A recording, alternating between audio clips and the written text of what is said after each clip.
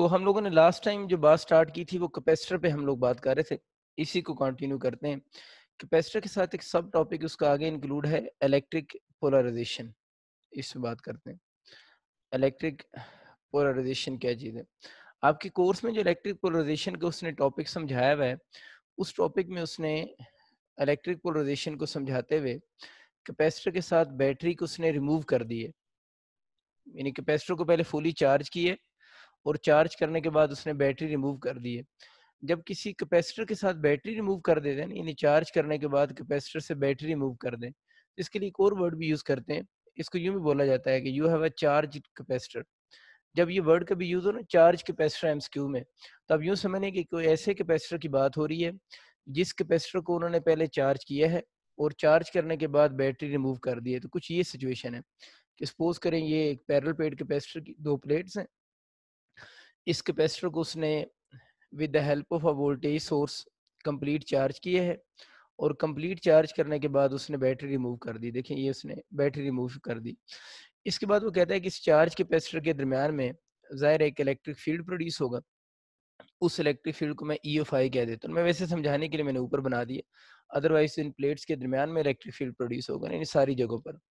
ये जो electric field EFI मैंने लिखा है ना, ये इलेक्ट्रिक फील्ड होगा ड्यू टू फ्री इलेक्ट्रॉन्स की वजह से। क्योंकि एक प्लेट से दूसरी प्लेट को जो चार्ज ट्रांसफर होता है ना असल में, क्योंकि मेटेलिक प्लेट्स है ना, तो मेटेलिक प्लेट्स में जो चार्ज ट्रांसफर हो रहा होता है वो असल में फ्री इलेक्ट्रॉन ही होते हैं। तो बैटरी ने इस प्लेट से इस प्लेट तक फ्री इलेक्ट्रॉन ट्रांसफर किए हैं, तो हम कह सकते हैं ये वाला जो इनिशियल इलेक्ट्रिक फील्ड है, ये फ्री इलेक्ट्रॉन्स या फ्री चार्जेस की वजह से भी होता है। वैसे वर्ड प्रॉपर इलेक्ट्रॉन ही है, लेकिन ज़्यादातर लोग फ्री चार्जेस भी वर्ड यूज़ करते हैं। अब इसके दरमियान में आप लोगों ने एक इंसुलेटर प्लेस करना है। इस चार्ज कैपेसिटर की प्लेट्स के दरमियान में जब हम इंसुलेटर प्लेस करेंगे, उस इंसुलेटर को हम डाइलेक्ट्रिक भी बोलते हैं ना। यानी आप लोगों ने इंसुलेटर प्लेस करना है और उस इंसुलेटर को हम डाइलेक्ट्रिक का भी नाम देते हैं। अब ये जो डाइलेक्ट्रिक होते हैं ना, वो दो तरह के होते हैं। एक वो डाइलेक्ट्रिक होते हैं जो आप लोगों ने केमिस्ट्री में पढ़ा हुआ है, उनको हम पोलर डाइलेक्ट्रिक बोलते हैं। और एक वो डाइलेक्ट्रिक होते हैं जिनको हम नॉन पोलर डाइलेक्ट्रिक कहते हैं। तो ये हमें समझ आ गया कि डाइलेक्ट्रिक बेसिकली होता क्या है, इंसुलेटर ही है। और डाइलेक्ट्रिक दो तरह के होते हैं, एक आपके पोलर डाइलेक्ट्रिक होते हैं और जो सेकंड वन है वो नॉन पोलर डाइलेक्ट्रिक होते हैं। पोलर डाइलेक्ट्रिक ऐसे डाइलेक्ट्रिक होते हैं जिनके डाइपोल की फॉर्मेशन हो रही होती है, डाइपोल्स फॉर्मेशन हो रही होती है even in the absence of electric field, even in the absence of external electric field. यानी अगर एक्सटर्नल इलेक्ट्रिक फील्ड ना भी हो तब भी इनके डाइपोल्स की फॉर्मेशन हो रही होती, even in the absence of external electric field. इन इनके अंदर डाइपोल्स की फॉर्मेशन हो रही होती। फॉर एग्जांपल NaCl है ना, अब NaCl में हमें पता है कि Na पर पॉजिटिव चार्ज है और Cl पर नेगेटिव चार्ज है, तो इसमें two equal and opposite charges है ना। डाइपोल आपको पता होते ही क्या है कि डाइपोल के अंदर हम कह रहे होते हैं कि आपका क्या होने चाहिए, two equal and opposite charges. यानी अगर डाइपोल को हम डिफाइन करेंगे तो इसमें टू इक्वल एंड क्या होते हैं, अपोजिट चार्जेस होते हैं, separated by small distance, separated by small distance. इस चीज को हम डाइपोल का नाम देते हैं कि two equal and opposite charges separated by small distance form a dipole. तो एक होता है आपके पास जो है वो पोलर डाइलेक्ट्रिक होते हैं। इनमें ये होता है कि अगर इलेक्ट्रिक फील्ड ना भी हो ना, तो इनकी डायग्राम हम कुछ यूं बना सकते हैं, एक तरफ पॉजिटिव एक तरफ नेगेटिव। तो ये पॉजिटिव एंड नेगेटिव चार्जेस होते हैं और इनके दरम्यान में स्मॉल डिस्टेंस होता है। तो इस चीज को हम पोलर डाइलेक्ट्रिक का नाम देते हैं कि ऐसे आपके पास पार्ट एलिमेंट्स या मॉलिक्यूल्स जिनके डाइपोल एग्जिस्ट करते हैं even in the absence of external electric field. इसके अलावा जो दूसरे होते हैं वो नॉन पोलर डाइलेक्ट्रिक में जिस तरह आयल वगैरह होते हैं, इनके डाइपोल बनते हैं, इनके भी डाइपोल बन रहे हैं। Dipole form only in the presence of electric field, only in the presence of external electric field। मतलब अगर एक्सटर्नल इलेक्ट्रिक फील्ड होगा तो तब इनके जो है वो आपके पास क्या बनेंगे, डाइपोल बनेंगे। अगर एक्सटर्नल इलेक्ट्रिक फील्ड नहीं होगा तो इनके डाइपोल की फॉर्मेशन नहीं होती। बस ये चीज़ आप लोगों ने याद रखनी है कि इनके डाइपोल्स की फॉर्मेशन होती है only in the presence of external electric field. जैसे एक्सटर्नल इलेक्ट्रिक फील्ड हम रिमूव करते हैं तो इनका डाइपोल अगर जो बना होगा तो फिर दोबारा वो डाइपोल खत्म हो जाएगा, मतलब two equal and opposite charges separated by small distance नहीं रहेंगे। और इसकी एग्जांपल में, कॉमन एग्जांपल में उसने ऑयल लिखा हुआ है बुक में, तो मैंने भी ऑयल लिख दिया। अब हम यूँ समझिए कि आप लोगों ने यहाँ पर एक डाइलेक्ट्रिक लिया है, उस डाइलेक्ट्रिक जो था वो नॉन पोलर डाइलेक्ट्रिक जो होता है ना, नॉन पोलर डाइलेक्ट्रिक जो होता है उसके जो न्यूक्लियस होता है ना, न्यूक्लियस के अराउंड इलेक्ट्रॉन यूनिफॉर्मली डिस्ट्रीब्यूट हुए होते हैं। यानी नॉन पोलर डाइलेक्ट्रिक जो होता है, हमें पता है ना ये डाइपोल कब बनेगा, only form in the presence of external electric field ना, एक्सटर्नल इलेक्ट्रिक फील्ड होगा लफ्ज, ठीक है। अगर एक्सटर्नल इलेक्ट्रिक फील्ड होगा तो इसने डाइपोल बनाने हैं ना। तो ये अगर आपके पास एक नॉन पोलर मॉलिक्यूल है, तो नॉन पोलर मॉलिक्यूल में क्या होगा, जो इलेक्ट्रॉन्स होंगे वो न्यूक्लियस के अराउंड यूनिफॉर्मली डिस्ट्रीब्यूट होंगे। पंजाब की बुक में उसने एक वर्ड यूज किया हुआ है, जो इलेक्ट्रॉन्स हैं और न्यूक्लियस का सेंटर कोइंसाइड करेंगे। तो जो बुक में लाइन लिखी है ना, इलेक्ट्रॉन का और न्यूक्लियस का सेंटर कोइंसाइड करेंगे, इस बात का मतलब ये है कि अगर इलेक्ट्रॉन्स न्यूक्लियस के अराउंड यूनिफॉर्मली डिस्ट्रीब्यूटेड है तो इन सब इलेक्ट्रॉन का जो सेंटर ऑफ ग्रेविटी मिडल में आएगा ना, फिर यूनिफॉर्म डिस्ट्रीब्यूशन हो जाएगी ना। यूनिफॉर्म डिस्ट्रीब्यूशन किसी भी बॉडी की हो, जिस तरह ये एक रॉड है, अगर ये यूनिफॉर्म रॉड हो तो इसका सेंटर ऑफ ग्रेविटी कहाँ पर होगा, सेंटर में होगा। इसी तरह अगर इलेक्ट्रॉन न्यूक्लियस के अराउंड यूनिफॉर्मली डिस्ट्रीब्यूटेड है तो इन सब का सेंटर ऑफ ग्रेविटी कहाँ पर होगा, इन सब के सेंटर में होगा, यानी यहाँ पर होगा। तो न्यूक्लियस का सेंटर ऑफ ग्रेविटी भी इसी जगह पर ही है। इसलिए बुक में उसने लाइन लिखी हुई कि जो डाइलेक्ट्रिक होता है उसमें इलेक्ट्रॉन जो होते हैं वो न्यूक्लियस के अराउंड यूनिफॉर्मली डिस्ट्रीब्यूट हो रहे होते हैं, और इलेक्ट्रॉन का और न्यूक्लियस का सेंटर आपस में कोइंसाइड करते हैं। और जो वर्ड वहां पर सेंटर यूज हो रहा है वो असल में सेंटर ऑफ ग्रेविटी है, यानी सेंटर ऑफ ग्रेविटी आपस में कोइंसाइड करेंगे। और ये बात जो पंजाब की बुक में है उसमें जनरल डाइलेक्ट्रिक के लिए लिखी गई है। हालांकि ये जो डाइलेक्ट्रिक जिसकी बात कर रहा है वो असल में कौन से हैं, नॉन पोलर डाइलेक्ट्रिक में ये बात होती है। क्योंकि पोलर डाइलेक्ट्रिक जो होते हैं उनमें तो आपको समझ आ गया है कि इलेक्ट्रिक फील्ड ना भी हो तो उनके अंदर डाइपोल बने रहते हैं। डाइपोल बने रहने का मतलब क्या है कि पॉजिटिव और नेगेटिव का सेंटर ऑफ ग्रेविटी जो है वो कोइंसाइड नहीं कर रहा, सेंटर ऑफ ग्रेविटी तो यहाँ पर कोइंसाइड करेगा। तो ये एक वैसे वर्ड आप लोगों ने याद रखना है। अब इसी नॉन पोलर डाइलेक्ट्रिक को जब हम between the plates of capacitor रखते हैं, तो between the plates of capacitor रखने से इनकी शेप कुछ यूं हो जाती है। मतलब पहले तो इनके जो इलेक्ट्रॉन थे वो न्यूक्लियस के अराउंड यूनिफॉर्मली डिस्ट्रीब्यूट थे, अब इनकी शेप डिफॉर्म होकर कुछ यूं होगी। इनके फ्री इलेक्ट्रॉन को जो है वो नेगेटिव प्लेट, सॉरी, जो फ्री इलेक्ट्रॉन है उनको पॉजिटिव प्लेट अपनी तरफ अट्रैक्ट करेगी। ये समझ लें इसके फ्री इलेक्ट्रॉन को अट्रैक्ट कर रही है, तो पॉजिटिव प्लेट इसके भी फ्री इलेक्ट्रॉन को अट्रैक्ट करेगी। और इसके न्यूक्लियस के अंदर जो पॉजिटिव चार्ज होगा उसको नेगेटिव प्लेट अपनी तरफ अट्रैक्ट करेगी। तो इसमें ये होगा कि ये जो आपके पास इसकी ये वाली शेप ट्रांसफॉर्म होकर ये वाली शेप बन जाएगी, और इस चीज़ को हम क्या बोलते हैं, डाइपोल कहते हैं। इसके अंदर आपको ये जो पॉजिटिव और नेगेटिव चार्जेस जो हैं ये डिस्प्लेस हो गए ना, एक तरफ नेगेटिव आ गया एक तरफ पॉजिटिव आ गया। इन चार्जेस को हम इंड्यूस चार्जेस का नाम भी देते हैं। यानी आप यूं समझ लें कि जो डाइपोल्स के चार्जेस होते हैं ना, यानी डाइपोल के जो चार्जेस होते हैं उन चार्जेस को हम इंड्यूस चार्जेस का नाम भी देते हैं। यानी डाइपोल के चार्जेस जो होंगे उनको इंड्यूस चार्जेस का नाम देंगे।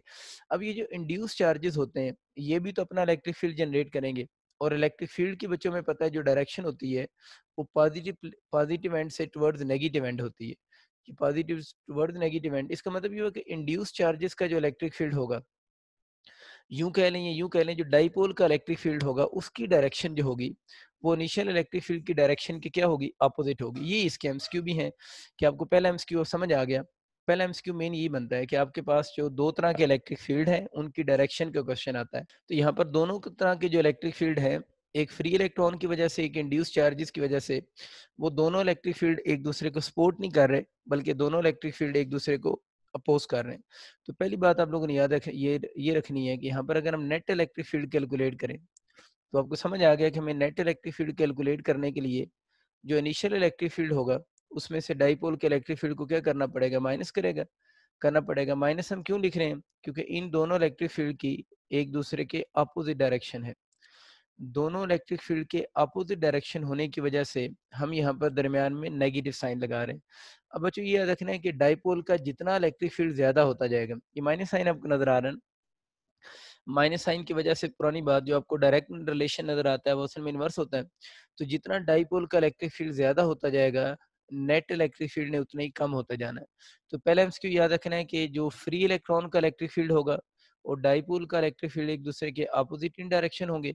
अपोजिट डायरेक्शन का मतलब है इन दोनों का आपस में एंगल पूछे तो 180 डिग्री होगा। और फिर याद रखना है कि डाई इलेक्ट्रिक के रखने से net electric field between plates of capacitor पे क्या इफेक्ट होगा। ये कौन सा इलेक्ट्रिक फील्ड है? नेट इलेक्ट्रिक फील्ड है बिटवीन प्लेट्स ना, कि प्लेट्स के दरमियान में जो नेट इलेक्ट्रिक फील्ड है उसने पहले से क्या हो जाना है? कम हो जाना है। अगर उन्हीं दोनों प्लेट्स के दरमियान में एक बात होगी। अब अच्छा हम बात करते हैं पोटेंशियल डिफरेंस पे क्या इफेक्ट होगा। तो आप लोगों ने एक फार्मूला पढ़ा हुआ है, E is equal to V by D. वही पोटेंशियल ग्रेडियंट वाला फार्मूला है, माइनस साइन वगैरह में नहीं लगा रहा। डी जो है वो सेपरेशन बिटवीन प्लेट्स है ना, सेपरेशन बिटवीन प्लेट्स। तो डाइलेक्ट्रिक रखने से हम सेपरेशन को तो कुछ फर्क डाल नहीं रहे, तो हम ये बोलेंगे कि ई का और वी का आपस में डायरेक्ट रिलेशन होगा। वी यहाँ पर पोटेंशियल डिफरेंस है बिटवीन प्लेट्स। तो क्या होगा जब डाइलेक्ट्रिक प्लेस किया है, पहले आपका एमसीक्यू आएगा इलेक्ट्रिक फील्ड पे क्या इफेक्ट होगा, वो आप लोगों ने बोल दिया डिक्रीज होगा। फिर वो पूछेगा प्लेट्स के दरमियान में जो पोटेंशियल डिफरेंस है उस पर क्या इफेक्ट होगा। तो अगर इलेक्ट्रिक फील्ड डिक्रीज हो रहा है तो प्लेट्स के दरमियान में पोटेंशियल डिफरेंस भी डिक्रीज हो रहा है। लेकिन एक चीज बच्चों ख्याल रखें, ये सारे एमसीक्यू कब बन रहे हैं? जब आप लोगों ने इलेक्ट्रिक पोलराइजेशन का टॉपिक पढ़ते हुए बैटरी को रिमूव किया है ना, बैट यानी चार्ज कैपेसिटर वर्ड यूज किया है कि कैपेसिटर को पहले आप लोगों ने फुली चार्ज किया है और चार्ज करने के बाद बैटरी को रिमूव कर दिया है, तब ये बातें सारी हो रही हैं। इस चीज का ख्याल रखना है कि आप लोग ऐसा कैपेसिटर यूज कर रहे हैं जिस कैपेसिटर के बारे में हम ये वर्ड यूज कर सकते हैं कि चार्ज कैपेसिटर है। अगर किसी कैपेसिटर के साथ बैटरी कनेक्ट होगी तो फिर उसका कैसा बिहेवियर होगा या उसके एमसीक्यू कैसे बनेंगे, वो भी हम बाद में देखेंगे। अभी आप लोगों ने बस ये याद रखनी है कि हम एक ऐसे कैपेसिटर की बात कर रहे हैं जिस कैपेसिटर को चार्ज करने के बाद उसने बैटरी रिमूव कर दी है। और ये जो बात मैंने ऊपर लिखी है ना इलेक्ट्रिक पोलराइजेशन क्या है, वो तो आपको समझ आ गई होगी ना, कि जब हम किसी डाइलेक्ट्रिक को between the plates of capacitor रखते हैं या किसी इंसुलेटर को between the plates of capacitor रखते हैं तो उसके डाइपोल बन जाते हैं। तो जब किसी चार्ज कैपेसिटर की प्लेट्स के दरमियान में किसी इंसुलेटर या डाइलेक्ट्रिक को रखते हैं तो उसके जो डाइपोल बनते हैं ना, इन्हीं डाइपोल्स की फॉर्मेशन का जो प्रोसेस होता है उसे हम इलेक्ट्रिक पोलराइजेशन कहते हैं। तो इलेक्ट्रिक पोलराइजेशन में बेसिकली इंड्यूस चार्जेस या डाइपोल बनते हैं और ये डाइपोल बन रहे होते हैं in the presence of external electric field. एक और बच्चों को कंफ्यूजन होती है, एक चीज होती है इलेक्ट्रोस्टैटिक इंडक्शन, वो इन दोनों चीजों को मिक्स कर रहे होते हैं, इलेक्ट्रोस्टैटिक इंडक्शन को और इलेक्ट्रिक पोलराइजेशन को। देखिए इलेक्ट्रोस्टैटिक इंडक्शन में भी क्या होता था कि आप लोगों को याद होगा, आपकी केपीके की बुक में उसने डायग्राम बनी, उसने एक न्यूट्रल मेटल प्लेट ली थी। न्यूट्रल मेटल प्लेट्स है, मैं समझाने के लिए बात कर रहा हूँ ताकि आपको इन दोनों में डिफरेंस समझ आए। इलेक्ट्रोस्टैटिक इंडक्शन में और इलेक्ट्रिक पोलराइजेशन में क्या फ़र्क है? आपको याद होगा यहाँ पर आप लोगों ने ये एक न्यूट्रल प्लेट थी, यहाँ पर एक पॉजिटिव चार्ज रखा था, आइसोलेटेड पॉजिटिव चार्ज था। हमें पता है आइसोलेटेड पॉजिटिव चार्ज का इलेक्ट्रिक फील्ड तो यूँ होता है ना, यानी जितनी भी इलेक्ट्रिक फील्ड लाइन्स होंगी वो इस तरह रेडियली आउटवर्ड होंगी। लेकिन जब आप लोगों ने इस पॉजिटिव चार्ज के करीब न्यूट्रल प्लेट रखी थी, तो इस न्यूट्रल मेटल प्लेट थी, तो न्यूट्रल मेटल प्लेट के अंदर क्या थे? फ्री इलेक्ट्रॉन थे। इन फ्री इलेक्ट्रॉन ने अपर डायरेक्शन में मूव किया था। क्यों मूव किया था? ऊपर पॉजिटिव प्लेट थी तो फिर ये फ्री इलेक्ट्रॉन इसकी सरफेस के ऊपर आ गए थे, सरफेस से आगे तो जा नहीं सकते। तो जब इस पॉजिटिव चार्ज आने से न्यूट्रल मेटल प्लेट के फ्री इलेक्ट्रॉन अपर सरफेस के ऊपर आ गए थे। अब इस अपर सरफेस इसकी नेगेटिव चार्ज होगी, ऊपर पॉजिटिव चार्ज है। अब ये जो नेगेटिव चार्ज है, ज़ाहिर है अगर उस तरफ नेगेटिव आ गया है, तो इसके इस साइड पे कौन सा आ जाएगा? डेफिशिएंसी ऑफ फ्री इलेक्ट्रॉन होगी तो पॉजिटिव बोलेंगे ना। तो अब इस न्यूट्रल में ये भी न्यूट्रल है। इसका ये मतलब नहीं कि डाइपोल न्यूट्रल नहीं है, डाइपोल भी तो पूरे का पूरा न्यूट्रल है ना। अगर आप इसकी डेफिनेशन पे गौर करें तो क्या लफ्ज़ लिखा हुआ है? Two equal and opposite charges, two equal and opposite charges. तो डाइपोल भी जो होता है वो न्यूट्रल होता है, उस पर नेट चार्ज 0 होता है। तो मेटल प्लेट भी तो न्यूट्रल ही है ना। इसके करीब जब आप लोगों ने पॉजिटिव चार्ज लेकर आए हैं, ज़ाहिर है पॉजिटिव चार्ज लाने का मतलब क्या है कि पॉजिटिव चार्ज का अपना इलेक्ट्रिक फील्ड होगा ना असल में तो। उस इलेक्ट्रिक फील्ड ने इसके भी नेगेटिव को अपनी तरफ अट्रैक्ट कर दिया और पॉजिटिव को रिपेल कर दिया। और आपको याद होगा इसकी डायग्राम यूँ बनती थी और हम लोगों ने इसकी डायग्राम कुछ फिर यूँ बनाई थी। ये डायग्राम इस तरह इसलिए बनी थी कि क्योंकि इलेक्ट्रिक फील्ड लाइन किसी भी प्लेट पे जब टर्मिनेट होती हैं तो वो परपेंडिकुलर टर्मिनेट होती हैं। तो मैं 2-3 बातें यहाँ से असल में समझाना चाह रहा हूँ आप लोगों को। अच्छा, एक तो आपको ये बात समझ आ गई कि इसकी डायग्राम इस शेप से इस शेप में आने की वजह क्या थी कि इसके ऊपर नेगेटिव चार्ज आ गया था, इसके ऊपर पॉजिटिव आ गया था। एक कंसेप्ट तो आप ये समझ लें कि अगर हम न्यूट्रल मेटल प्लेट भी रखेंगे तो इसके अपर साइड पे नेगेटिव आ जाएगा, नीचे पॉजिटिव आ जाएगा। लाइन बेंड हुई है जिसकी वजह से इस रीजन में जो इलेक्ट्रिक फील्ड आपका बना है ना, वो इलेक्ट्रिक फील्ड बच्चों स्ट्रांग हो गया। यानी इस रीजन में जो इलेक्ट्रिक फील्ड जनरेट हुआ है वो इलेक्ट्रिक फील्ड स्ट्रांग हो गया, यानी यहाँ पर और यहाँ पर इलेक्ट्रिक फील्ड सेम था।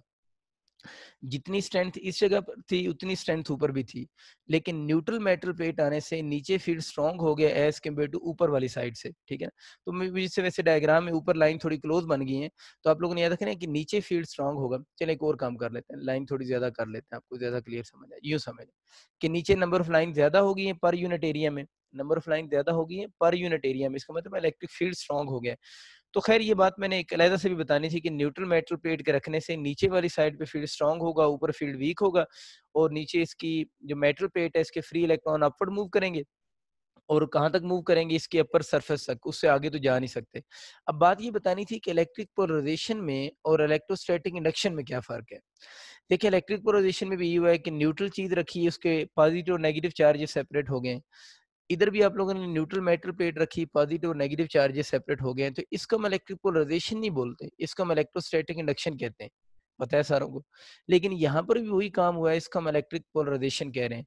तो याद ये रखना है कि जो पॉजिटिव और नेगेटिव चार्जेस सेपरेट होते हैं, अगर ये पॉजिटिव और नेगेटिव चार्जेस सेपरेट किसके हों, किसी इंसुलेटर के या डाइलेक्ट्रिक के सेपरेट होंगे, तो उस चीज को फिर हम नाम देंगे इलेक्ट्रिक पोलराइजेशन का। लेकिन अगर वो पॉजिटिव और नेगेटिव चार्जेस जो हैं वो सेपरेट हो रहे हैं, किसके सेपरेट हो, किसी मेटल के सेपरेट होंगे, तो उस प्रोसेस को हम नाम देंगे इलेक्ट्रोस्टैटिक इंडक्शन का।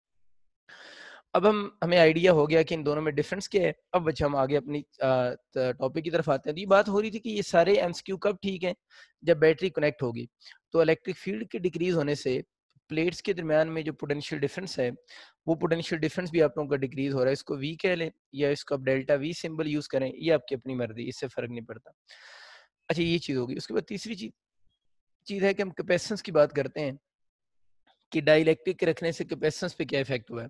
देखिए कैपेसिटेंस तो सिंपल है, उसको अंडरस्टैंड करना कि C equal epsilon naught epsilon R A by D होगा। तो जब हम डाइलेक्ट्रिक प्लेस करेंगे तो जितना डाइलेक्ट्रिक का डाइलेक्ट्रिक कांस्टेंट ज्यादा होगा, कैपेसिटेंस उतनी ज्यादा होगी। तो कैपेसिटेंस तो जब भी डाइलेक्ट्रिक आपको कहेगा प्लेस किया है, कैपेसिटेंस पे क्या इफेक्ट होगा, तो आप लोगों ने ये याद रखना है कि उस केस में जो कैपेसिटेंस की वैल्यू होगी वो आप लोगों की इंक्रीज हो जाएगी। एक और चीज होती है सरफेस चार्ज डेंसिटी ना, surface charge density. Surface charge density के बारे में ये जो पंजाब के स्टूडेंट्स हैं ना, आपकी बुक में उसने सरफेस चार्ज डेंसिटी को डिस्कस किया हुआ है, जो लास्ट पैराग्राफ बनता है ना इलेक्ट्रिक पोलराइजेशन का। आप ये चीज देखें कि दो अपोजिट जो प्लेट्स होती हैं ना, यानी ये एक पॉजिटिव प्लेट है, ये नेगेटिव प्लेट है, इन दो अपोजिट प्लेट्स के दरमियान में, इन दो अपोजिट प्लेट्स के इन बिटवीन इस पॉइंट पे जो इलेक्ट्रिक फील्ड इंटेंसिटी होती है, उसकी value E equal to sigma over epsilon naught होती है। यानी टू अपोजिट प्लेट्स के इस पॉइंट पे जो इलेक्ट्रिक फील्ड इंटेंसिटी की वैल्यू होगी सिग्मा और एप्सिलॉन नॉट होगी। और यहाँ पर जो सिग्मा लिखा हुआ है, इसी सिग्मा को हम क्या बोलते हैं, सरफेस चार्ज डेंसिटी भी कहते हैं, ठीक है। अब ये क्या है, ये इलेक्ट्रिक फील्ड इंटेंसिटी है बिटवीन टू अपोजिट प्लेट्स। और ये हम कैसे निकालते हैं, ये हम निकालते हैं bye using third application of Gauss law. ये थर्ड एप्लीकेशन भी है गॉस लॉ की, ठीक है। तो third application of Gauss law को यूज करके, गॉस लॉ पे हम ईटा वगैरह की क्लास में डिटेल से भी बात करेंगे भी। तो by using third application of Gauss law हम electric field intensity between two opposite plates calculate कर सकते हैं, और वो सिग्मा सरफेस चार्ज डेंसिटी होती है। अब आपका एमसीक्यू आ सकता है कि सरफेस चार्ज डेंसिटी पे क्या इफेक्ट होगा। तो अब आप ये बात करोगे कि आपके पास यहाँ पर इलेक्ट्रिक फील्ड इंटेंसिटी क्या हो रही है, डिक्रीज हो रही है। तो जब इलेक्ट्रिक फील्ड इंटेंसिटी डिक्रीज हो रही है, तब ये बोलोगे, अगर एमसीक्यू आ जाता है कि सरफेस चार्ज डेंसिटी पे क्या इफेक्ट होगा, तो इलेक्ट्रिक फील्ड के डिक्रीज होने से जो सरफेस चार्ज डेंसिटी होगी वो क्या हो जाएगी, डिक्रीज हो जाएगी। फिर एक एमसीक्यू आ रहा था कि एनर्जी स्टोर पे क्या इफेक्ट होगा। ज़ाहिर है कैपेसिटर के दरमियान में हम कहते हैं ना एनर्जी स्टोर होती है, तो एनर्जी स्टोर पे क्या इफेक्ट होगा, इस पे तो भी थोड़ी देर बाद हम बात करेंगे, क्योंकि अभी हमने एनर्जी स्टोर के फार्मूले नहीं पढ़े हुए।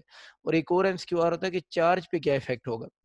देखिए आप लोगों ने जो केस ले रहे हैं वो केस है जिसमें कैपेसिटर को आप लोगों ने फुली चार्ज किया है, और फुली चार्ज करने के बाद यहाँ से बैटरी को हटा दिए। तब आप जो मर्जी कर लें, चार्ज कब कम या ज्यादा होगा, जब ये वाले इलेक्ट्रॉन इधर वापस आएंगे तो चार्ज कम होगा, इन जिसे हम डिस्चार्जिंग होना कहते हैं। अगर इधर से एक नेगेटिव और उधर चला जाए तो चार्जिंग हो जाएगी, चार्ज इंक्रीज हो जाएगा। तो इशू ये है कि जब आप बैटरी रिमूव कर देते हैं, तो फिर ये वाले इलेक्ट्रॉन इस तरफ कभी भी ट्रांसफर नहीं हो सकते, क्योंकि दरमियान में तो इंसुलेटर है और इस तरफ से आप लोगों ने कनेक्शन ही खत्म कर दिया उसका। तो इस बात का मतलब ये हुआ कि जब भी कोई ऐसा क्वेश्चन आ जाए जिसमें कैपेसिटर को चार्ज करने के बाद उसने बैटरी को रिमूव कर दिया हो, तो आपसे पूछे चार्ज पे क्या इफेक्ट होगा, तो उस केस में आप लोगों ने एक बात कंफर्म याद रखनी है कि जब भी बैटरी रिमूव का वर्ड यूज हो, जब भी कभी बैटरी रिमूव का किसी भी एमसीक्यू में वर्ड यूज हो, तो आप लोगों ने स्टार्ट कहाँ से लेना है बात का, कि उस केस में चार्ज कांस्टेंट है।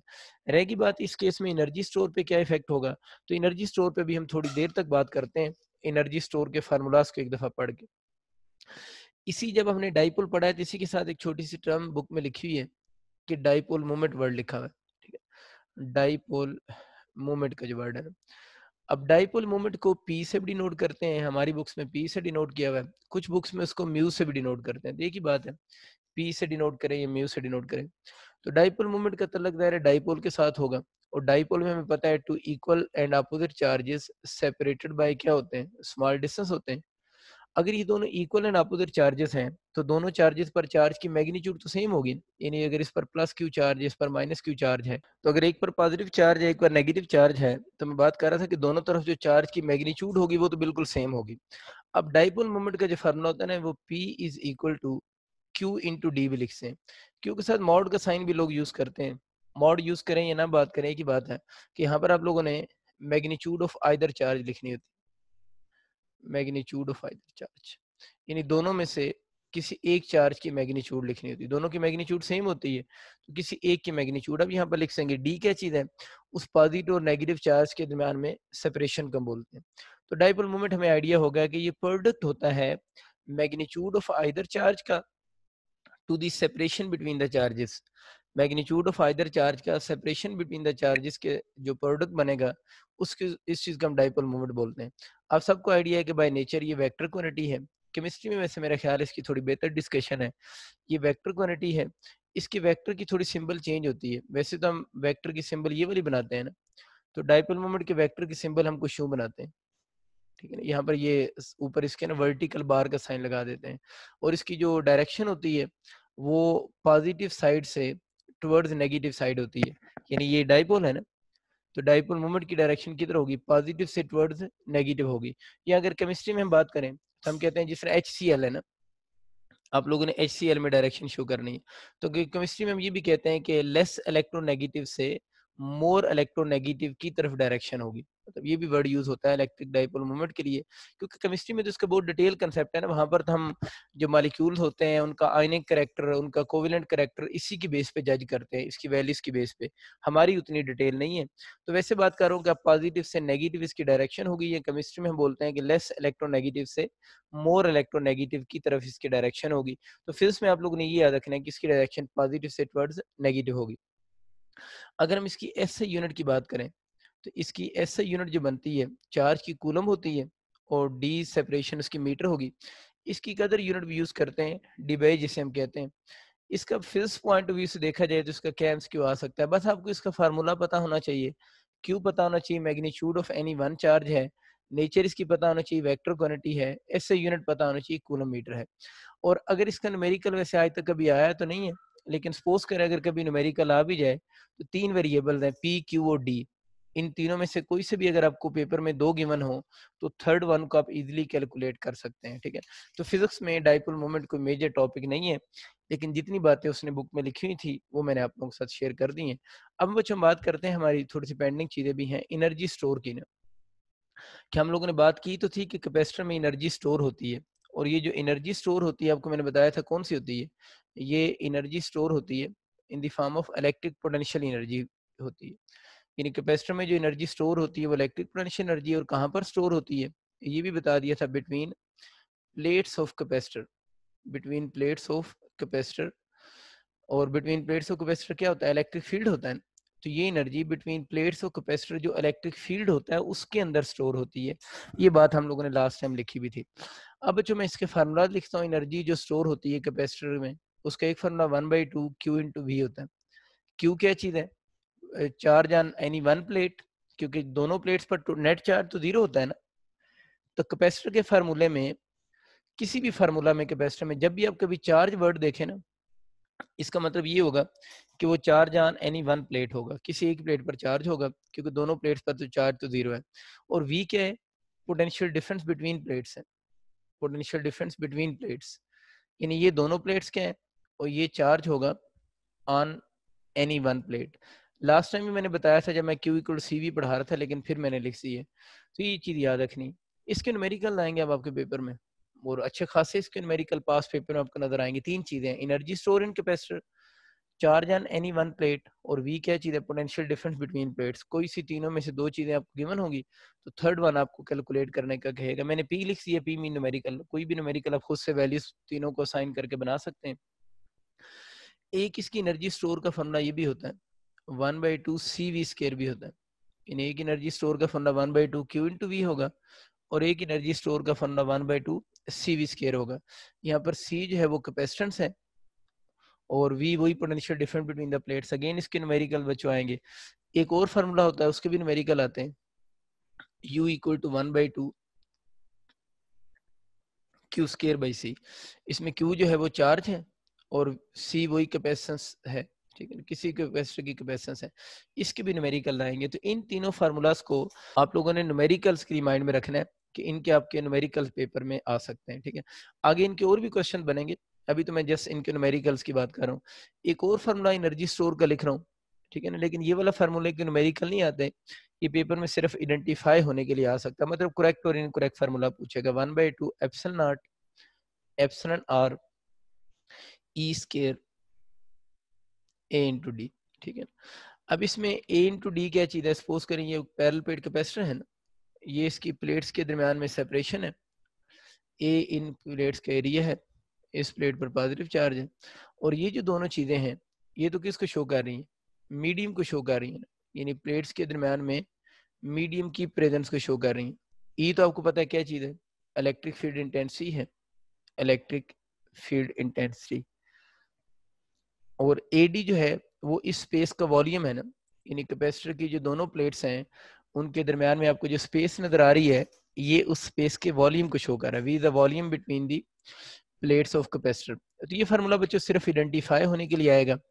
ये तो मीडियम के लिए फार्मूला लिखा हुआ है ना, अगर एनर्जी स्टोर का फार्मूला वो वैक्यूम के लिए पूछ लेता है, ये तो मीडियम में लफ्ज लिख देता हूँ। जनरल फार्मूला भी वैसे ये होता है, लेकिन अगर वैक्यूम के लिए पूछे, जनरल इसमें ऊपर वाला है जिसमें मैंने टिक किया, जनरल मतलब बुक में उसने ये ड्राइव किया है ना, तो वैक्यूम के लिए लिखे तो 1/2 एप्सिलॉन नॉट ई स्क्वायर ए इंटू डी हो जाएगा। तो यहाँ से दो चीजें क्लियर हो गई हैं कि जो एनर्जी स्टोर है उसका ई के स्केयर के साथ डायरेक्ट रिलेशन है। ई क्या चीज है? इलेक्ट्रिक फील्ड इंटेंसिटी, यानी ई जो है वो इलेक्ट्रिक फील्ड इंटेंसिटी, या तो हम कह सकते हैं एनर्जी स्टोर का इलेक्ट्रिक फील्ड इंटेंसिटी के साथ डायरेक्ट रिलेशन है। ये मैं अभी आपको थोड़ी देर पहले बता रहा था ना कि एनर्जी किस फील्ड में स्टोर होती है? इलेक्ट्रिक फील्ड में स्टोर होती है। कि जितना दोनों प्लेट्स के दरमियान में इलेक्ट्रिक फील्ड की स्ट्रेंथ ज्यादा होगी, उतनी एनर्जी स्टोर भी ज्यादा होगी, और जितना इलेक्ट्रिक फील्ड की स्ट्रेंथ दोनों प्लेट्स के दरमियान में कम होगी, एनर्जी स्टोर भी उतनी ही कम होगी। और एक और बात याद रखने की, एनर्जी कहाँ किस इलेक्ट्रिक फील्ड में स्टोर हो रही है? उस इलेक्ट्रिक फील्ड में स्टोर हो रही है जो कि between the plates of capacitor है। और यहाँ से एक और चीज का भी हमें आइडिया हो गया है कि जो एनर्जी स्टोर है उसका एडी कह लें, या एडी क्या चीज है? Volume between the plates of capacitor है ना, तो उस एडी का वॉल्यूम के साथ भी डायरेक्ट रिलेशन है। मतलब जितना प्लेट्स के दरमियान में जो स्पेस है उसका वॉल्यूम ज्यादा होगा, एनर्जी स्टोर भी उतनी क्या होगी? ज्यादा होगी। तो ये दो चीजें यहाँ पर छोटी छोटी याद रखनी है। इस फार्मूला के बच्चों न्यूमेरिकल नहीं आ सकते, ये फार्मूला जस्ट आप लोगों का आइडेंटिफाई होने के लिए ही आता है। वैसे याद रखना है कि अगर कभी एमसीक्यू में कंडीशन लगा दे कि अगर दोनों प्लेट्स के दरमियान में वैक्यूम हो तो फिर कौन सा फार्मूला करेक्ट है, तो बुक में उसने ये जो लिखा हुआ है जनरल फार्मूला लिखा हुआ है, लेकिन ये तब है जब प्लेट्स के दरमियान में मीडियम पड़ा होगा। और आपको ये चीज तो मैं बड़ी दफा सिखा चुका हूँ कि इस सारे की जगह पर अगर मैं सिंपल एप्सिलॉन भी लिख दूं तो वो भी फिर किसको शो करेगा? मीडियम को शो करेगा। यानी इस एप्सिलॉन के नीचे नॉट लगा दें तो वैक्यूम के लिए बन जाएगा, और इन दोनों को हम एक सिंपल कांस्टेंट से रिप्लेस कर सकते हैं जिसे हम एप्सिलॉन बोलते हैं। और एप्सिलॉन आपको पता है परमिटिविटी क्या होती है? मीडियम होती है। तो ये चीज याद रखनी है। इसी के साथ इसने एक और छोटी सी टर्म इंट्रोड्यूस करवाई हुई है, जिस टर्म को बच्चे हम बोलते हैं एनर्जी डेंसिटी। अगर हम एनर्जी डेंसिटी की बात करें तो एनर्जी डेंसिटी जो होती है उसको स्मॉल यू से भी डिनोट करते हैं। यानी जो एनर्जी डेंसिटी होगी उसको स्मॉल यू से, मैंने तो म्यू लिख दिया वैसे, यानी स्मॉल यू से डिनोट कर देते हैं। सिंबल मैटर नहीं करते, इसमें कोई टेंशन की आपको जरूरत ही नहीं है। एनर्जी डेंसिटी की अगर बात करें तो एनर्जी डेंसिटी होती है energy store per unit volume, यानी जो एनर्जी स्टोर हो रही है ना between the plates of capacitor, और जितने वॉल्यूम में वो स्टोर हो रही है उस एनर्जी स्टोर को अगर हम उसी वॉल्यूम से डिवाइड कर दें तो energy store per unit volume जो होगी उस चीज को हम एनर्जी डेंसिटी का नाम देंगे। अब अगर इस फार्मूले में मैं एनर्जी स्टोर की वैल्यू पुट कर दूं, वॉल्यूम कौन सा एडी से डिवाइड कर दूं, आप खुद कर लीजिएगा, तो फार्मूला बन जाएगा 1/2 epsilon naught epsilon R E square. लेकिन इसका एडी खत्म हो गया क्योंकि इसका एडी और इसका एडी नीचे वॉल्यूम एडी होता है ना, वापस में कैंसिल हो जाएंगे। तो एक तो एनर्जी डेंसिटी का ये फार्मूला याद रखना है। दूसरा एनर्जी डेंसिटी का फार्मूला अगर बच्चों हम वैक्यूम के लिए लिखें, ऊपर वाला फार्मूला आपको होता है ना मीडियम को शो कर रहा है ये वाला, और इसकी जगह पर वो एप्सिलॉन भी माइंड में रखना है। तो अगर वैक्यूम के लिखें तो 1/2 एप्सिलॉन नॉट इनटू क्या हो जाएगा, ई स्क्वायर की फॉर्म में भी हम इस फार्मूले को लिख सकते हैं। तो बातें होगी। अब इस फॉर्म में पूछे, ऊपर वाली फॉर्म में, किसी भी फॉर्म में अगर एनर्जी डेंसिटी की आपसे यूनिट पूछता है तो एनर्जी डेंसिटी की यूनिट बनती है जूल पर मीटर क्यूब। यानी एनर्जी डेंसिटी की अगर हम बच्चों यूनिट की बात करें तो इसकी unit joule per metre cube होगी। तो ये बहुत बेसिक सा पोर्शन सिर्फ फार्मूलाज आइडेंटिफाई होने के लिए आते हैं, और अगर आपसे कभी यूनिट वगैरह की बात कर ले तो यूनिट वगैरह भी आपको कैलकुलेट करनी आनी चाहिए, ठीक है। इस सारे का अगर फार्मूला लिखा हो जाए 1/2 epsilon naught E square AD, इस सारे की यूनिट बताओ, तो हमें आपको पता है ना बाय रूल हमें इस सारे की यूनिट्स की जरूरत नहीं है। हमें पता है ये सारी चीज किसकी इक्वल है, यू की इक्वल है, और यू क्या है, एनर्जी है। और एनर्जी की कोई भी फॉर्म हो सिस्टम इंटरनेशनल में तो उसकी यूनिट जूल ही होती है ना। तो आपको अगर कभी एमसीक्यू आता है ना इस सारे की यूनिट बताएं, तो इस सारे की यूनिट भी क्या होगी, जूल की इक्वल ही होगी। हम इस फार्मूले को सॉल्व नहीं करेंगे। अब बच्चों हम इसके थोड़े जो टेक्निकल क्वेश्चन हैं उनकी तरफ आते हैं। हम लोगों ने फार्मूला बेसिक तो पढ़ लिए हैं, आप जरा गौर करें। तो एक मैंने आपको फार्मूला पढ़ाया था अभी, u equal to 1/2 CV square. अब बच्चों मैं इसकी न्यूमेरिकल्स के क्वेश्चन की बात नहीं कर रहा, न्यूमेरिकल आप खुद करेंगे। अब हम थोड़े से हट के क्वेश्चन की बात करते हैं जो कंडीशन बेस्ड क्वेश्चन आते हैं। इस फार्मूले में एक चीज तो बच्चों आपको बड़ी क्लियर नजर आ रही है, वो क्या नजर आ रही है कि u का v क्या चीज है, पोटेंशियल डिफरेंस बिटवीन प्लेट्स के दरमियान में स्क्वायर का डायरेक्ट रिलेशन है। अगर आपका कभी एमसीक्यू आ जाता है ना, if U double the potential difference between plates, अगर हम प्लेट्स के दरमियान में पोटेंशियल डिफरेंस को डबल कर दें, तो अगर वो कहते हैं ना अगर हम प्लेट्स के दरमियान में पोटेंशियल डिफरेंस को डबल कर दें तो बताएं एनर्जी स्टोर पे क्या इफेक्ट होगा। तो आपका आइडिया हो रहा है कि पोटेंशियल डिफरेंस को डबल कर देने से energy store between the plates जो होगी वो 4 टाइम क्या हो जाएगी, इंक्रीज हो जाएगी। यानी एनर्जी स्टोर 4 टाइम इंक्रीज हो जाएगी। अब कुछ बच्चे सोचते हैं कि सर अगर हम ये वाला फार्मूला आपने पढ़ा है 1/2 Q इंटू वी, अगर हम इस फार्मूले से सोचे कि वी को डबल करें तो वी को डबल करने से तो यू डबल हो रहा है। तो हमें पेपर में कैसे पता चलेगा कि हम लोगों ने वी और यू का क्वेश्चन आ जाए तो ये वाला फार्मूला यूज करना है या नीचे वाला यूज करना है, क्योंकि नीचे वाले में तो वी को डबल करें तो यू डबल हो रहा है। तो असल में इस फार्मूले में भी वी डबल करने से यू 4 टाइम ही हो रहा है। उसकी वजह यह है कि इसमें क्यू और वी दोनों इकट्ठे आ रहे हैं, तो क्यू और वी का भी तो आपस में डायरेक्ट रिलेशन है। आप यूं इस बात को सोचो कि अगर उसने सवाल में कहा है ना वी को डबल करें, तो वी को डबल करने से आपने इधर से आंसर किया 4 टाइम आया, लेकिन अगर कोई बच्चा कहता है मैंने इधर से आंसर करना था इसका, तो देखिए अगर उसने सवाल में वी को डबल किया है तो आपको मजबूरन किसको डबल करना पड़ेगा, क्यू को भी डबल करना पड़ेगा ना। अब इधर आ जाओ वापस, वी को डबल करो, क्यू को डबल करो, तो 2 into 2 मिलकर कितना हो गया, 4 ही हो गया ना दोनों का। Energy store increase 4 time. तो आसान हल है कि जब भी यू और वी के क्वेश्चन आ जाए तो बजाय बजाय इस नीचे वाले फार्मूले में डबल चीजें सोचने की बजाय बेहतर है कि आप उस ऊपर वाले फार्मूले से ही आंसर करें। लेकिन अगर किसी को कन्फ्यूजन होती है तो उसकी कन्फ्यूजन रिमूव हो चुकी होगी कि जिस मर्जी फार्मूला से आंसर करेंगे आंसर सेम आएगा, लेकिन इसमें थोड़ा सा ज्यादा आपको सोचना पड़ेगा। ये वो क्वेश्चन हो गए। दूसरा, इस फार्मूले में एक और चीज आप नोट करें, इस फार्मूले में यू और सी का डायरेक्ट रिलेशन है, यानी जो एनर्जी स्टोर हो रही है और जो कैपेसिटर जिसकी हम बात कर रहे हैं सी, उसकी कैपेसिटेंस है ना, उसकी कैपेसिटेंस का डायरेक्ट रिलेशन है। अब ये वाला फार्मूला हमने यूज कब करना है, इसके हिंट क्या है, हमें पेपर में कैसे पता चलेगा कि यू और सी का डायरेक्ट रिलेशन लेना है। देखिए यू और सी का डायरेक्ट रिलेशन उस वक्त होल्ड करेगा जब इस फार्मूले में जो बाकी चीजें हैं वो कांस्टेंट हो। तो इस फार्मूले में बाकी क्या चीज लिखी हुई है, वी कांस्टेंट होगा। यानी अगर आपको कहते हैं ना जो कैपेसिटर की प्लेट्स हैं उनके दरम्यान में पोटेंशियल डिफरेंस कांस्टेंट है, तो ये हिंट है ना इस सवाल का। अभी मैं क्वेश्चन करवाता हूँ, तो आप लोगों ने याद रखना है, फिर आप लोगों ने यू और सी का डायरेक्ट रिलेशन लेना है। दूसरा याद रखना है कि वी कब कांस्टेंट होता है, जब आपके पास जो कैपेसिटर्स है ना उनका पैरेलल सर्किट हो तब भी वी कांस्टेंट होता है। और एक और सिचुएशन भी होती है वी कांस्टेंट की, जब कैपेसिटर के साथ बैटरी कनेक्ट हो ना, यानी कैपेसिटर के साथ क्या कनेक्ट हो, आप लोगों ने कैपेसिटर को चार्ज किया और बैटरी कनेक्ट है अभी, तो जब तक कैपेसिटर के साथ बैटरी कनेक्ट हो तो हम ये अज्यूम करते हैं कि उसकी प्लेट्स के दरमियान में बैटरी पोटेंशियल डिफरेंस को मेंटेन रखेगी। बैटरी का बेसिकली जो काम होता है ना, वो प्लेट्स के दरमियान में पोटेंशियल डिफरेंस को मेंटेन रखना ही होता है। तो जब तक बैटरी कैपेसिटर के साथ लगी रहेगी, अभी थोड़ी देर बाद इसमें मैं ज्यादा बात भी करूंगा, तो आप लोगों ने यही माइंड में रखना है कि बैटरी जो होगी वो प्लेट्स के दरमियान में पोटेंशियल डिफरेंस को मेंटेन करेगी। तो अगर किसी जगह पर आपको ये 3 वर्ड लिखे हुए नजर आ जाएं और यू और सी यानी एनर्जी स्टोर का क्वेश्चन हो, तो आप लोगों ने याद रखना है कि उस केस में यू और सी का डायरेक्ट रिलेशन होगा। ठीक है, अभी मैं इसकी बात थोड़ी देर तक करता हूँ इस पर डिटेल से। एक और फार्मूला है उसको पढ़ लेते हैं, फिर सारों की इकट्ठे एमसीक्यू बनाते हैं। एक और फार्मूला बच्चों भी आप लोगों ने पढ़ा है 1/2 क्यू स्क्वायर बाई सी। अब कभी आपके सवाल आ जाए ना यू और क्यू के, तो आप लोगों ने इसी फार्मूले से आंसर करना है। यानी अगर वो कहते हैं ना कि चार्ज को आप लोगों ने हाफ कर दी है, यानी प्लेट्स के ऊपर जो चार्ज उसको हाफ कर दी है, तो एनर्जी स्टोर पे क्या इफेक्ट होगा? तो एनर्जी स्टोर 4 टाइम डिक्रीज हो जाएगी। वही बात दोबारा कि अगर कोई बच्चा कहता है नहीं सर मैंने क्यू और यू का आंसर को इस फार्मूले से करना है, तो वही बात होगी कि अगर आप क्यू को का क्वेश्चन आता है तो जितनी क्यू में चेंज आएगी उतनी वी में भी चेंज आएगी। तो इस फार्मूले से करें या उस वाले से करने बात एक ही है, लेकिन जिस तरह मैंने वी के लिए वो फार्मूला दूसरे वाला रिकमेंड किया था, इसलिए जब भी यू और क्यू का कोई क्वेश्चन आ जाए तो बेहतर आप इसी फार्मूले से ही सॉल्व करें। एक बात होगी। दूसरे इस फार्मूले पे अगर आप गौर करें तो इसमें आपको यू और सी का इनवर्स रिलेशन नजर आ रहा है। पहले हम लोगों ने जब भी पढ़ा उसमें डायरेक्ट रिलेशन था, लेकिन ये वाला जो फार्मूला है इसमें यू और सी का आपको डायरेक्ट रिलेशन नहीं नजर आ रहा। इस फार्मूले में यू और सी का आपस में इनवर्स रिलेशन है। इस फार्मूले के बारे में पहली बात आप लोगों ने याद ये रखनी है, क्योंकि इनवर्स रिलेशन आ रहा है। पहली बात ये कि फार्मूला यूज कब यूज करेंगे? जब आप लोगों ने कभी किसी क्वेश्चन में आपको ये नजर आ जाए ना कि क्यू कांस्टेंट है, तो फिर आप लोगों ने यू और सी का इनवर्स यूज करना है। अब अक्सर बच्चे मुझे कहते हैं सर अभी आप कह रहे थे कि चार्ज हाफ हो रहा है, यू 4 टाइम डिक्रीज हो जाएगी, तब अब ये क्यों कह रहे हैं कि चार्ज कांस्टेंट हो तो ये यूज करेंगे? देखिए आप इस चीज को नोट करें कि ये फार्मूले में यू और क्यू का आपस में डायरेक्ट रिलेशन जरूर है।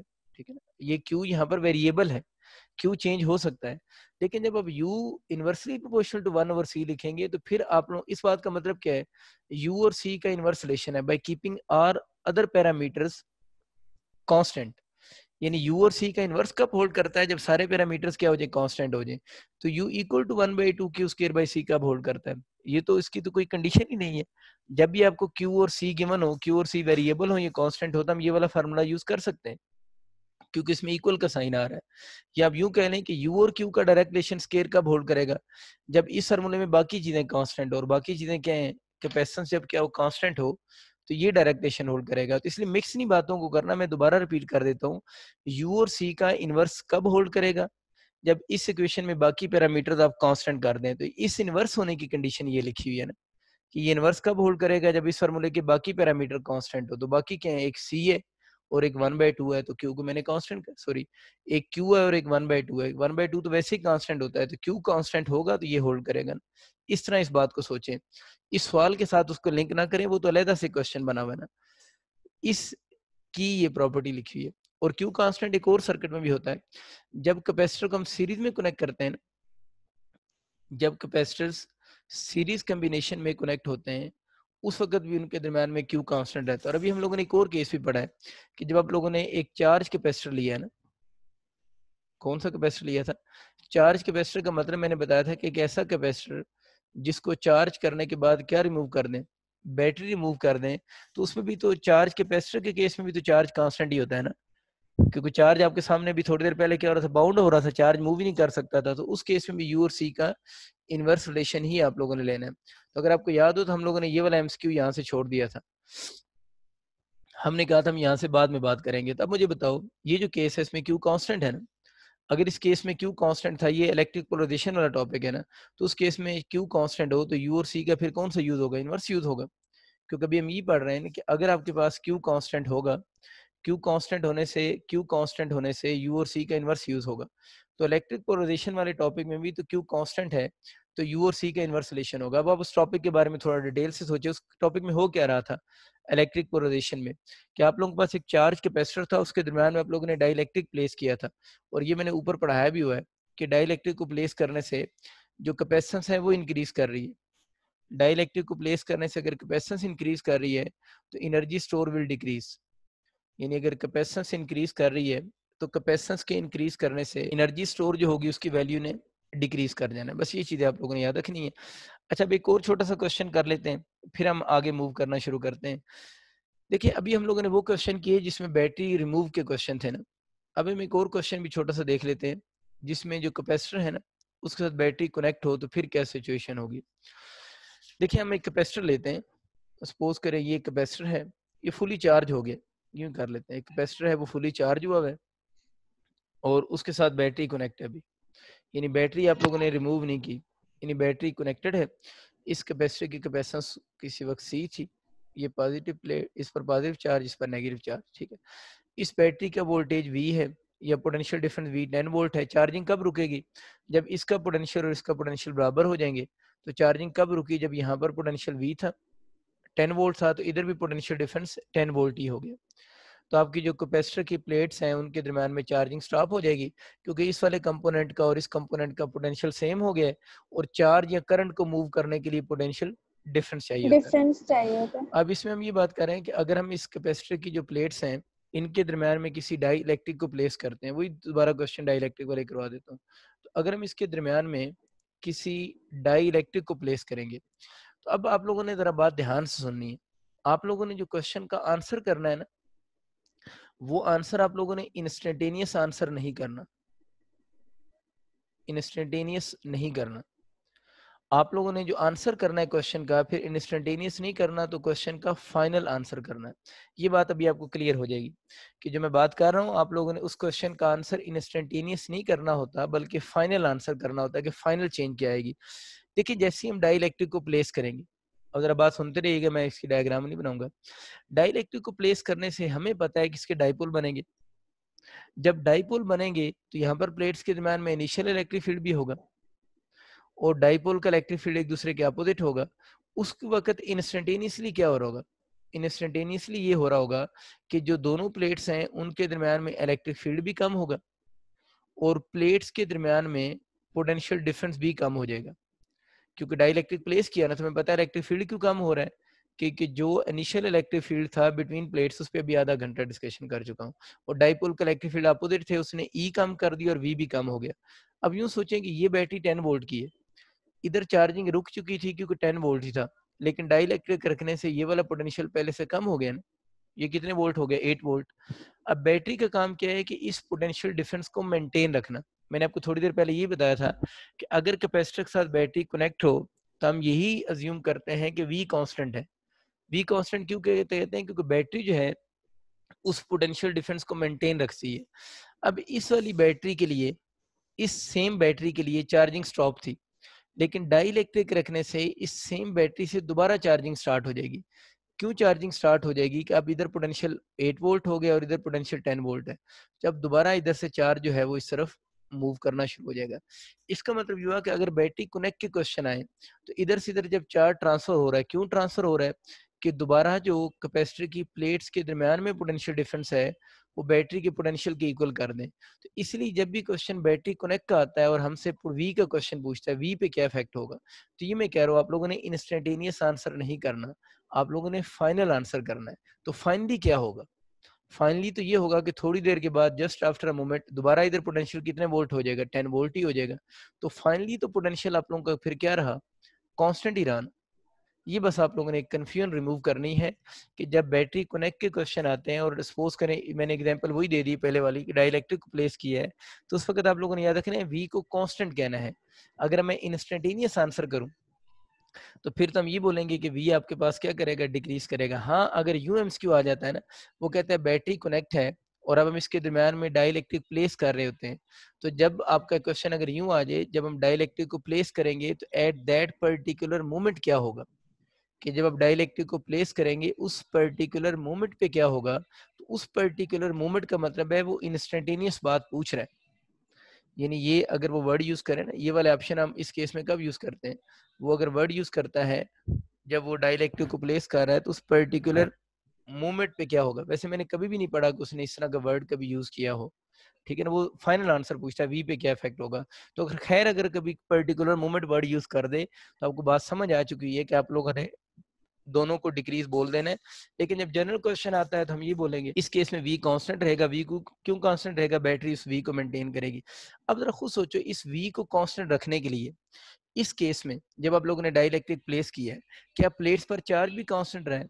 अब प्लेट्स पर चार्ज तो कांस्टेंट नहीं रहा, बल्कि जो प्लेट्स हैं उनके ऊपर चार्ज तो क्या कर रहा है? इंक्रीज हो रहा है।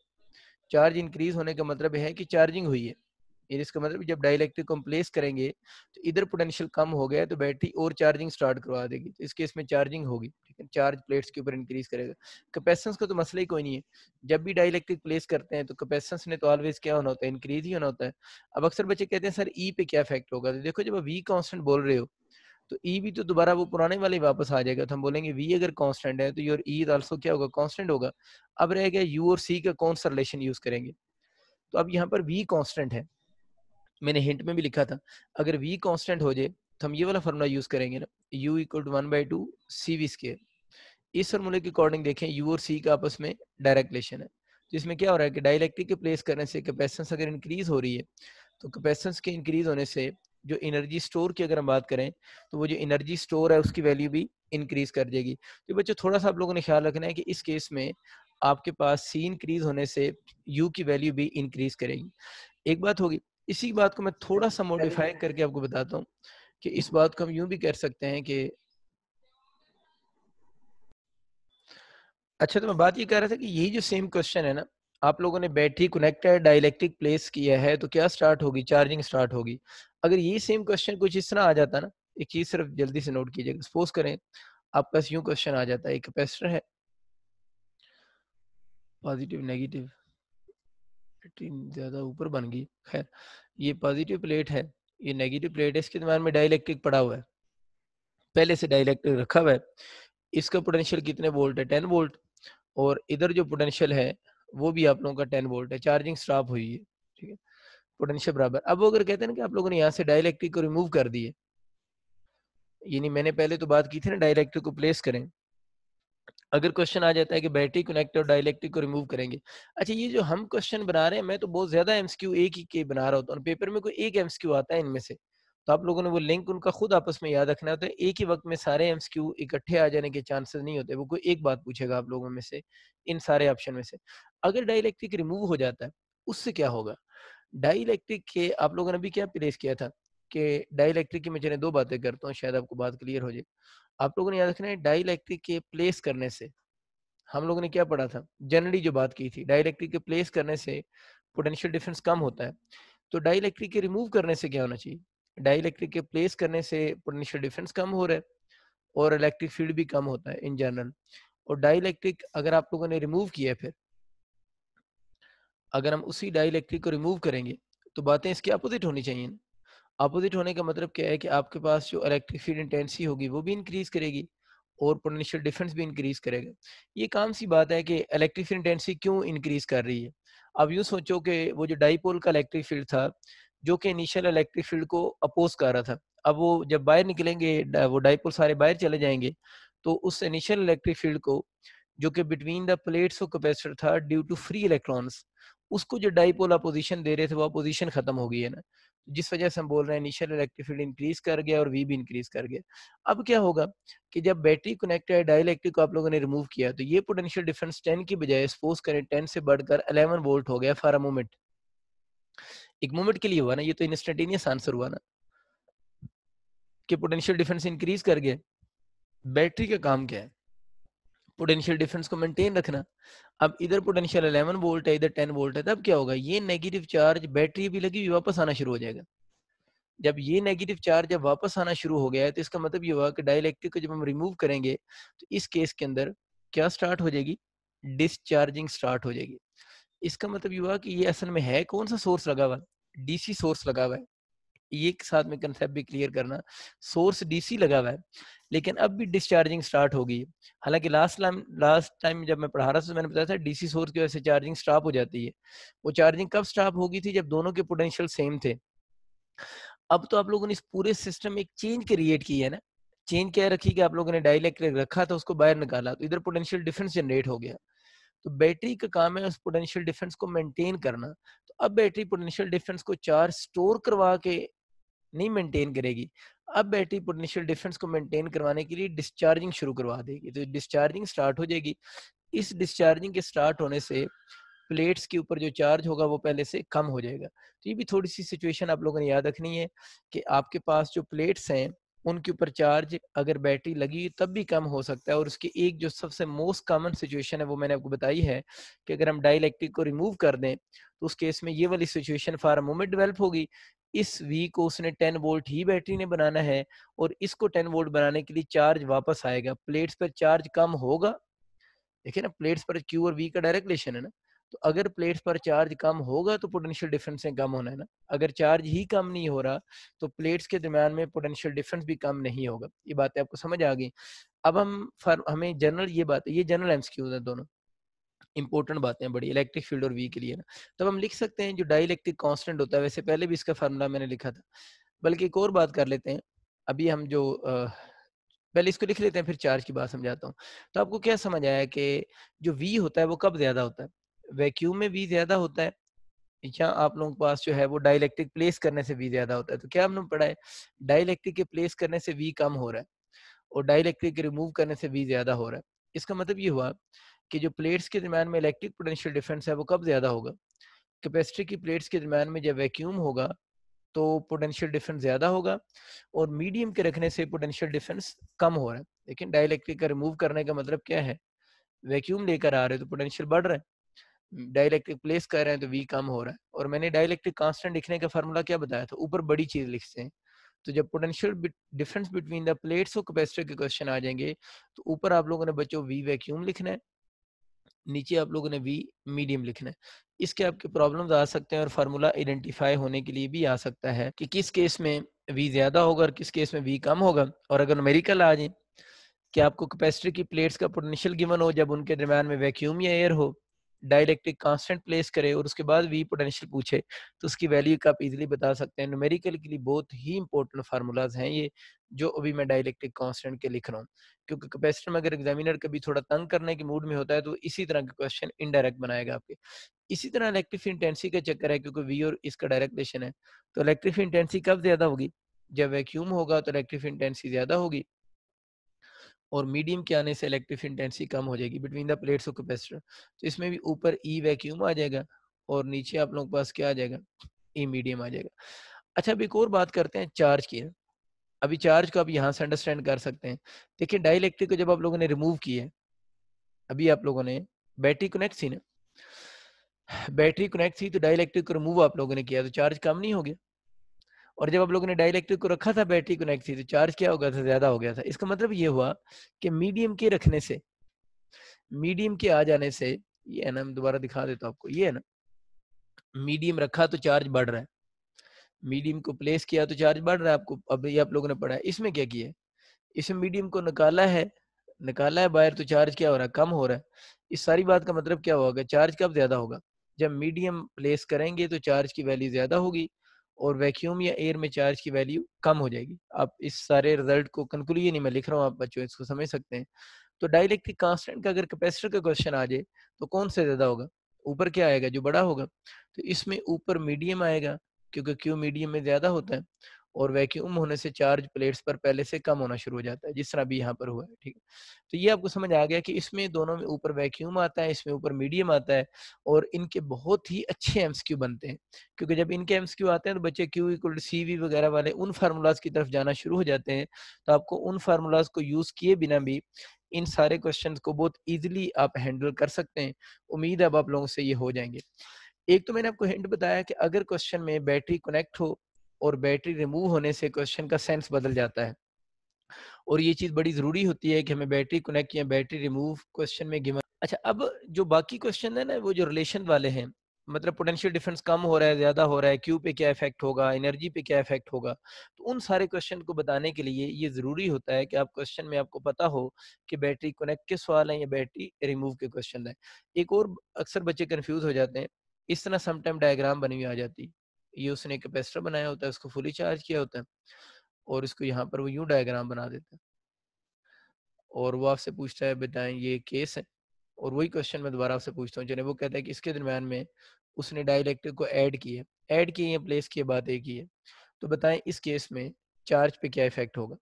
अब आप लोगों ने चार्ज पे इफेक्ट बताना है। अब ये ना समझिएगा कि मैं चार्ज पे इफेक्ट बता रहा हूँ तो मैं सिर्फ चार्ज की बात कर रहा हूँ, सारे एमसीक्यू में मैं सारे तो नहीं बनाऊंगा, मैं तो एक ही बात करूंगा ना, वो बाकी तो आप सारे खुद ऑलरेडी पहले पढ़ चुके हैं।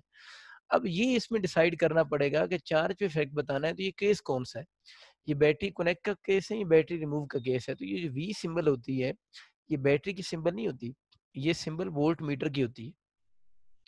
और हम आइडियल जब वोल्ट मीटर लेते हैं तो आप सबको आइडिया है कि आइडियल वोल्ट मीटर की हम रेजिस्टेंस कितनी कंसिडर करते हैं, इनफाइनाइट कंसिडर करते हैं। इसका मतलब ये हुआ अगर आपका ये वाला क्वेश्चन आ जाए दरमियान में वोल्ट मीटर लगा वो, तो इस केस में तो रेजिस्टेंस इनफाइनाइट होगी। तो अगर रेजिस्टेंस इनफाइनाइट होगी, वोल्ट मीटर लगा होगा, तो ये हम कौन सा क्वेश्चन लेंगे, यानी किस पार्ट में इसको कंसिडर करेंगे। ये बैटरी कनेक्ट का केस नहीं होगा, बल्कि ये वाला क्वेश्चन भी बैटरी रिमूव का ही क्वेश्चन होगा। तो अगर दोनों प्लेट्स के दरमियान में वोल्ट मीटर कनेक्ट हो रहा हो, तो ये बच्चे आप लोगों ने याद रखना है, ये बैटरी कनेक्ट का केस नहीं होगा, ये बैटरी रिमूव का केस है। क्योंकि देखें अगर यहाँ पर वोल्ट मीटर नहीं भी लगा हुआ, मैं हाथ रख देता हूँ, अब अगर ये वायर्स नहीं है तो इस प्लेट और इस प्लेट के दरमियान में कितनी रेजिस्टेंस है, इनफाइनाइट। तो वोल्ट मीटर लगाने से भी तो कितनी है, इनफाइनाइट ही है ना। तो ये अगर वोल्ट मीटर लगा हुआ हो तो ये बच्चों आप लोगों ने ख्याल रखना है कि ये वाला क्वेश्चन भी बैटरी कनेक्ट का क्वेश्चन नहीं होगा, बल्कि ये वाला क्वेश्चन भी आप लोगों का बैटरी रिमूव का ही क्वेश्चन बनेगा।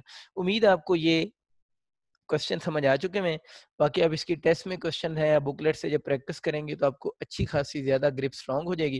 लेकिन जो मैंने आइडियाज़ आपको बेसिक बताए हैं, यही सारी यूनिवर्सिटीज में क्वेश्चन रिपीट हुए हैं, मतलब कोई एक भी क्वेश्चन जो है वो इसमें स्किप नहीं हुआ, मैंने किया नहीं है, जो मेरे माइंड में आ रहे थे। अगर हम कम्बिनेशन ऑफ कैपेसिटर्स की अब थोड़ी सी बात करते हैं, कम्बिनेशन ऑफ कैपेसिटर्स। अच्छा, कम्बिनेशन ऑफ कैपेसिटर्स के जो सर्किट्स हैं ना, मतलब इक्विवेलेंट कैपेसिटेंस कैलकुलेट करने वाली बातें, वो तो मैं नेक्स्ट यूनिट में जब रेजिस्टर्स के कॉम्बिनेशन पढ़ाऊंगा उसी के साथ ही करवाऊंगा। तो मैं थोड़े से आपको ना थ्योरेटिकल क्वेश्चन करवा देता हूँ कॉम्बिनेशन ऑफ कैपेसिटर के, लेकिन जो सर्किट सॉल्व करने वाले क्वेश्चन हैं वो बच्चों फिर हम उसके बाद ही करेंगे। तो दो तरह के कॉम्बिनेशन होते हैं, आपको आइडिया है, एक सीरीज कॉम्बिनेशन ऑफ कैपेसिटर है और एक को हम बोल रहे होते हैं ये पैरेलल कॉम्बिनेशन ऑफ कैपेसिटर है। मैं थोड़ा शॉर्ट फॉर्म में लिख रहा हूँ, series and parallel combination. Series combination में इस तरह का कॉम्बिनेशन होता है, एक कैपेसिटर हो गया, ये दूसरा कैपेसिटर हो गया, इसी तरह ये तीसरा कैपेसिटर हो गया। इस कॉम्बिनेशन को हम बोलते हैं सीरीज कॉम्बिनेशन ऑफ कैपेसिटर्स। ठीक है, इसके लिए दो वर्ड यूज होते हैं। एक तो ये कहते हैं कि कैपेसिटर कैसे कनेक्ट हो, अगर आज ना capacitors are connected end to end connect हो, अगर कभी वर्ड यूज है ना if capacitors are connected end to end, कि अगर capacitor end to end connect हो तो वो भी सीरीज कॉम्बिनेशन है। और इसके लिए एक दूसरा वर्ड यूज होता है व्हेन, मैं पूरी बात चलें उसके लिख देता हूँ, when capacitors are connected plate to plate, ये भी एक वर्ड यूज होता है। एक वर्ड यूज होता है एंड टू एंड कनेक्ट होने का, ये एंड टू एंड कनेक्ट होना, और दूसरा वर्ड यूज होता है when capacitors are connected plate to plate, कि जब capacitor plate to plate connect हो रहे हो। प्लेट टू प्लेट कनेक्ट होने का मतलब क्या है, देखिए ये कैपेसिटर है जिसकी कैपेसिटेंस C1 है, इसकी जो राइट प्लेट है इसकी लेफ्ट के साथ कनेक्ट हो रही है, फिर अगले की राइट जो है वो नेक्स्ट की लेफ्ट के साथ। तो अगर एक की राइट दूसरे की लेफ्ट के साथ कनेक्ट हो, फिर दूसरे की जो राइट है वो उससे अगले की लेफ्ट के साथ कनेक्ट हो, तो इसे हम बोलते हैं कि when capacitors are connected plate to plate, यानी इसकी राइट इसकी लेफ्ट के साथ फिर अगले की राइट उससे नेक्स्ट की लेफ्ट के साथ कनेक्ट हो रही हो, तो इस कॉम्बिनेशन को भी हम सीरीज कॉम्बिनेशन ही बोल रहे होते हैं। Even capacitors are connected plate to plate वाली बात क्योंकि बुक की लाइन है तो ये मैंने इसलिए एज इट इज लिख दी है। पैरेलल कॉम्बिनेशन की अगर बात करें तो पैरेलल कॉम्बिनेशन में सपोज करें आपका इसमें कुछ कैपेसिटर्स बना देते, चलिए दो ही बना देता हूँ, ये टू कैपेसिटर्स हैं, दो बना लें तीन बना लें। ये जो कैपेसिटर्स कनेक्ट हो रहे हैं इसके लिए वर्ड यूज करते हैं, इसकी कैपेसिटेंस C1 है, इसके लिए C2। इसके लिए जो वर्ड यूज होता है इसमें वर्ड यूज होता है when capacitors are connected side by side. ये की वर्ड याद रखने हैं आप लोगों ने, क्योंकि समटाइम जब न्यूमेरिकल आता है तो वो ये वर्ड डायग्राम नहीं बनी होती, वो वर्ड लिखे होते हैं। यानी एंड टू एंड कनेक्ट हो तो सीरीज आप लोगों ने उसको सॉल्व करना है। फिर प्लेट टू प्लेट का मतलब समझ आ गया, राइट लेफ्ट लेफ्ट राइट वो जो बातें हैं। और साइड बाय साइड कनेक्ट का वर्ड यूज हो जाए तो वो पैरेलल होंगे। और पैरेलल के लिए एक और वर्ड भी यूज होता है, वो मैं बल्कि पूरी लाइन लिख देता हूँ कि when two or more capacitors, when two or more capacitors are connected between same 2 points, between same two points, between same two points, आगे इन सर्किट लिख लें, इन सर्किट। अगर ये कभी वर्ड यूज हो जाए ना कि when two or more capacitors are connected between same two points in a circuit, इस बात को जरा समझें, तो पैरेलल कॉम्बिनेशन ही होगा। इसका मतलब क्या है? देखिए सपोज करें ये एक पॉइंट ए है और ये वाला पॉइंट बी है। अब अगर इधर बहुत सारे कैपेसिटर्स भी हों तो क्या लफ्ज लिखा है? When two or more capacitors are connected between same two points. देखिए ये वाला कैपेसिटर का एक एंड इस पॉइंट के साथ कनेक्ट है, इसका दूसरा एंड इसके साथ कनेक्ट है। इस नीचे वाले कैपेसिटर का भी एक एंड उसी पॉइंट के साथ कनेक्ट है और दूसरा एंड उसी पॉइंट के साथ कनेक्ट है। आप इधर एक और कैपेसिटर बना दे, उसका एंड भी एक ए के साथ कनेक्ट हो और एक बी के साथ कनेक्ट हो। इस बात को अब यूं सोचेंगे, when capacitors are connected, when two or more capacitors are connected between same two points in a circuit। तो देखें जितने भी कैपेसिटर्स होंगे पैरेलल में वो सारे ए और बी पॉइंट्स के दरमियान में ही कनेक्ट होंगे। तो इस कम्बिनेशन को फिर बच्चों हम लोग पैरेलल कम्बिनेशन ऑफ कैपेसिटर बोलेंगे। ये मैंने इसलिए वर्ड रिपीट किए हैं कि सम टाइम जब न्यूमेरिकल आता है तो क्वेश्चन में ये चीज मेंशन नहीं होती कि आपका जो क्वेश्चन है वो मतलब सीरीज या पैरेलल वर्ड यूज नहीं हो रहा होता, वो इनमें से कोई की वर्ड यूज करता है। तो अगर इनमें से बच्चों कोई भी की वर्ड यूज हो तो थोड़ा सा आप लोगों ने याद रखना है कि आपको उस फॉर्म में आप लोग आंसर कर सकते हैं। अब हम अपने फर्दर क्वेश्चन की तरफ चलते हैं। सीरीज कॉम्बिनेशन में इक्विवेलेंट कैपेसिटेंस कैलकुलेट करने के लिए आप लोगों ने रेसिप्रोकल लेने होते हैं। यानी सीरीज कॉम्बिनेशन में इक्विवेलेंट कैपेसिटेंस कैलकुलेट करने के लिए आपको पता हम रेसिप्रोकल लेते हैं। सीरीज कॉम्बिनेशन में अगर टू कैपेसिटर्स हो जाए तो रेसिप्रोकल लेके सॉल्व करना थोड़ा सा मुश्किल काम होता है। अगर दो कैपेसिटर्स हो जाएं तो फिर आप इस फार्मूले से भी इक्विवेलेंट कैपेसिटेंस कैलकुलेट कर सकते हैं। C1 यानी ऊपर दोनों को प्रोडक्ट लिख दें और नीचे दोनों का सम लिख दें। लेकिन ये वाला फार्मूला याद रखना है तब होगा जब सिर्फ दो कैपेसिटर सीरीज में लगे हों और उनकी इक्विवेलेंट कैपेसिटेंस हो। तीन हो तो बेहतर है आप ऊपर वाले फार्मूले से ही फिर उसको सॉल्व करें, ठीक है। अब एक और बात इसके नीचे मैंने आपको लिखवाई थी एफएससी में भी कि for n equal capacitors, for n equal capacitors, n equal capacitors, n मतलब नंबर ऑफ कैपेसिटर्स है ना।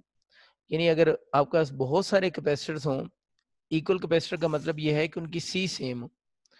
यानी अगर आपके पास नंबर ऑफ कैपेसिटर्स हों और उनकी कैपेसिटेंस सेम हो तो कहते हैं कि उसके लिए इक्विवेलेंट कैपेसिटेंस आप लोग डायरेक्ट मेथड से भी कैलकुलेट कर सकते हैं, वो सी बाई एन होगा।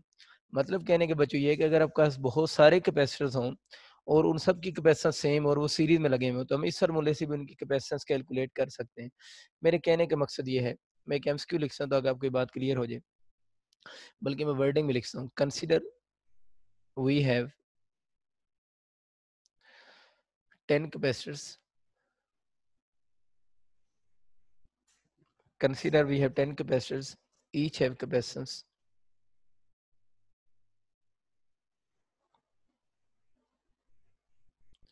consider we have 10 capacitors, each have capacitance 20 microfarad, are connected in series। चलिए मैं पूरा लफ्ज लिख देता हूँ, लेकिन ये जो मैंने लिखा है ना, आर कनेक्टेड इन सीरीज, ये वैसे कम लफ्ज लिखा होता है, इसकी जगह और लफ्ज लिखे होते हैं। वो लिखा होगा are connected side by side, या लिखा होगा are connected plate to plate, are connected in series, calculate C equivalent. अब सी इक्विवेलेंट कैलकुलेट करनी, अब देखो ना इसमें कितने कैपेसिटर्स हैं। नंबर ऑफ कैपेसिटर्स आपको 10 गिवन है, ईच हैव कैपेसिटेंस 20 माइक्रोफैराड, सबकी कैपेसिटेंस सेम है ना। तो ये मैं आपको बता रहा था कि अब दूसरा तरीका क्या है इसको हल करने का, इधर से हल करें। क्या लिखें? 1/20 1/20 1/20 बी 10 दफा 1/20 लिखो, फिर एलसीएम लो, फिर सॉल्व करो ना। तो उसका आसान हल है कि इसको इस फार्मूले से कर लो। ये फार्मूला कब अप्लाई होगा? जब नंबर ऑफ कैपेसिटर्स आपको गिवन हो, बहुत सारे कैपेसिटर्स हो लेकिन उनकी कैपेसिटेंस सेम हो। तो यहाँ पर बहुत सारे कैपेसिटर्स हैं, उनकी तादाद है लेकिन सबकी कैपेसिटेंस सेम है, तो सी इक्विवेलेंट इसी फार्मूले से निकाल लेंगे। सी की जगह उसकी कैपेसिटेंस लिखें, किसी एक की लिखनी होती, किसी एक की, क्योंकि सबकी सेम होगी ना। किसी एक की लिखें, नीचे नंबर ऑफ कैपेसिटर से डिवाइड करें, तो इस पूरे कॉम्बिनेशन की जो कैपेसिटेंस बनेगी वो 20 माइक्रोफैराड होगी। माइक्रोफैराड किधर से आ गया? जो 20 की यूनिट होगी इसकी भी तो वही यूनिट बनेगी ना। तो इसका जो आंसर होगा वो 2 माइक्रोफैराड उस पूरे कॉम्बिनेशन की कैपेसिटेंस होगी, ठीक है। अच्छा, ये बात आपको करवाने की जरूरत को नहीं कि अगर दो कैपेसिटर्स हो, दोनों की कैपेसिटेंस डिफरेंट हो तो हम इससे कर लेंगे। अगर दो हो ना और सीरीज में लगे हो और कैपेसिटेंस सेम हो तो फिर नीचे वाले फार्मूले से कर लो ना। अगर दो की कैपेसिटेंस सेम हो तो फिर नीचे वाले से करो, लेकिन अगर दो ही हैं और उनकी डिफरेंट कैपेसिटेंस है तो फिर इधर से कर लो तो बेहतर है, क्योंकि इधर से तो हो नहीं सकता। ये बात आपको क्लियर होगी कि ये कब यूज करना है दो के लिए, जब दो की कैपेसिटेंस डिफरेंट हो। अगर दो हैं और कैपेसिटेंस सेम है तो फिर नीचे वाले से करो, ज्यादा आसान है। अच्छा, ये तो सीरीज की थोड़ी सी बात की ना मैंने। इसी के साथ अगर हम पैरेलल कॉम्बिनेशन की बात करें, पैरेलल की वर्डिंग जो है वो हमें ऑलरेडी पता चल चुकी है, उसमें तो ज़्यादा आसान है कि सी इक्विवेलेंट कैसे कैलकुलेट करेंगे। सीधी-सीधी कैपेसिटेंस को ऐड कर देंगे। उसमें 2 के लिए लिखने की ज़रूरत भी कोई नहीं है, क्योंकि 2 के लिए भी तो ऐड ही होना है ना सीधा-सीधा उन्होंने C1 प्लस C2। हाँ, n के लिए लिख लें, for n equal capacitors, for n equal capacitors, क्योंकि बार-बार ऐड करने की बजाय आप इसमें डायरेक्ट फार्मूला भी लिख सकते हैं, n इंटू सी लिख सकते हैं। अगर इसी सवाल को, ये जो नीचे लिखा हुआ है, इसको मैं ऊपर वाले क्वेश्चन के लिए सॉल्व करूं, यानी आर कनेक्टेड इन सीरीज की बजाय आर कनेक्टेड इन पैरेलल हो जाता, तो सी इक्विवेलेंट क्या होती है, एन नंबर ऑफ कैपेसिटर्स 10 हो जाती। इसी क्वेश्चन को मैं ऊपर वाले मेथड सॉल्व कर रहा हूँ, सीरीज की बजाय पैरेलल समझ लेना, यहाँ पर वर्ड पैरेलल है। तो किसी एक कैपेसिटर की कैपेसिटेंस लिखे 20, तो क्या आंसर आ जाता है, 200 माइक्रोफेरेड आ जाता है। तो ये बस याद रखना है कि सेम क्वेश्चन दोनों तरफ अप्लाई हो सकता है। अगर इनकी और बातें करें सीरीज और पैरेलल की, तो याद रखना है कि सीरीज कॉम्बिनेशन में जो इक्विवेलेंट कैपेसिटेंस होती है ना, मतलब सपोज करें वहां पर 3 कैपेसिटर लगे हुए हैं, एक C1 लगा हुआ है, एक C2, एक C3। जो सी इक्विवेलेंट की वैल्यू होगी ना सीरीज कॉम्बिनेशन में, वो C1 से भी कम होगी, सी इक्विवेलेंट की वैल्यू C2 से भी कम होगी, और सी इक्विवेलेंट की वैल्यू C3 से भी कम होगी। तो सीरीज कॉम्बिनेशन में जो इक्विवेलेंट कैपेसिटेंस होती है, उस सर्किट में जितने भी कैपेसिटर्स लगे होते हैं, सी इक्विवेलेंट की वैल्यू उन सब कैपेसिटर में किसी भी कैपेसिटर की कैपेसिटेंस से कम होती है। यानी अगर 3 कैपेसिटर्स हैं C1, C2, C3, तो इन तीनों की जो अपनी इंडिविजुअल कैपेसिटेंस है ना, सी इक्विवेलेंट की वैल्यू उससे भी क्या होगी, कम होगी। लेकिन अगर यही बात, ये तो सीरीज की बातें आ रही हैं, ऊपर पैरेलल लिखा हुआ है ना, अगर पैरेलल में C1, C2, C3 3 कैपेसिटर होते हैं, तो सी इक्विवेलेंट की जो वैल्यू थी, वो C1, C2 और C3 तीनों से क्या होनी थी, ग्रेटर होनी थी। तो पैरेलल कॉम्बिनेशन में क्या होता है कि सी इक्विवेलेंट की वैल्यू जो होती है वो किसी भी कैपेसिटर की इंडिविजुअल कैपेसिटेंस से ज्यादा होती है, और पैरेलल सीरीज कॉम्बिनेशन में सी इक्विवेलेंट की वैल्यू किसी भी इंडिविजुअल कैपेसिटर की कैपेसिटेंस से भी क्या होती है, कम होती है। बात याद रखनी है। फिर एक और चीज याद रखनी है, ये ऑलरेडी इसका समझाऊंगा मैंने, कि सीरीज कॉम्बिनेशन में 3 कैपेसिटर लगे हुए ना, वो कहता है एक और कैपेसिटर उसने ऐड की है, मैं C4 चैनल लिख देता हूँ, उसने कैपेसिटर एक और ऐड कर दी है। सीरीज कॉम्बिनेशन है, कैपेसिटर 3 थे, 4, एक चौथा, पांचवा, छठा और कैपेसिटर ऐड करता जा रहा है। तो कैपेसिटर सीरीज कॉम्बिनेशन में ऐड होने से सी इक्विवेलेंट की वैल्यू कम हो जाती है। अगर आपको ये बात समझ आती है तो अच्छी बात है, नहीं आती तो आप घर जाके इसको खुद अभी सॉल्व कीजिएगा जब आप फ्री हों। अब ये कीजिएगा कि इधर वैल्यूज रखिएगा अपनी मर्जी से, इसकी 2 माइक्रोफैरेड, इसकी 3 रख लें, इसकी 4 रख लें, एक और 2 माइक्रोफैरेड का कैपेसिटर ऐड कीजिएगा, और इसको फिर प्रॉपर कैलकुलेटर से आप सॉल्व कीजिएगा। अब देखिएगा जितनी 3 की कैपेसिटेंस थी, जब चौथा आप लोगों ने ऐड करके सी इक्विवेलेंट निकालनी है, तो सी इक्विवेलेंट उस चौथे के ऐड होने से ज्यादा नहीं हुई, बल्कि सी इक्विवेलेंट की वैल्यू कम हो गई है। आप मैथमेटिकली भी प्रूव कर सकते हैं, फिजिकली समझें तो हम जो चीज इसमें लिखेंगे रेसिप्रोकल में लिखेंगे ना, तो रेसिप्रोकल में लिखने से चीज ज्यादा नहीं होती है, रेसिप्रोकल में लिखने से चीज कम हो जाती है। तो सीरीज कॉम्बिनेशन में कैपेसिटर्स ऐड करने से सी इक्विवेलेंट कम हो जाती है। लेकिन पैरेलल कॉम्बिनेशन में अगर ये एमसीक्यू आ जाए, हम एक और C4 समझाने के लिए लिख रहा हूँ ना, अगर हम एक और कैपेसिटर ऐड कर दें, तो पैरेलल कॉम्बिनेशन में तो सिंपल एडिशन होती है, तो उससे जो सी इक्विवेलेंट की वैल्यू होगी वो इंक्रीज करेगी। तो सीरीज कॉम्बिनेशन में नया कैपेसिटर ऐड करने से कैपेसिटेंस कम हो जाती है। लेकिन पैरेलल कॉम्बिनेशन में अगर हमको नया कैपेसिटर ऐड करेंगे, तो कैपेसिटेंस कम नहीं होगी, बल्कि न्यू कॉम्बिनेशन के ऐड करने से जो कैपेसिटेंस की वैल्यू होगी वो पहले से ज्यादा हो जाएगी। ये बहुत आसान सी बात है, इसका ऑलरेडी आपको अब आइडिया हो चुका होगा। नेक्स्ट बच्चों, फर्दर इसी के कुछ एमसीक्यू बनाते हैं। एक एमसीक्यू आ रहा होता है रेशो का, जो कि बहुत कॉमन एमसीक्यू है, उसकी बात करते हैं। रेशियो में इसके ऊपर चले टाइटल भी लिख देते हैं, रेशियो ऑफ सी इक्विवेलेंट का क्वेश्चन आ रहा होता है। ये यूं भी पूछता है कि रेशियो ऑफ मैक्सिमम कैपेसिटेंस की टू द मिनिमम कैपेसिटेंस का रेशियो बताओ।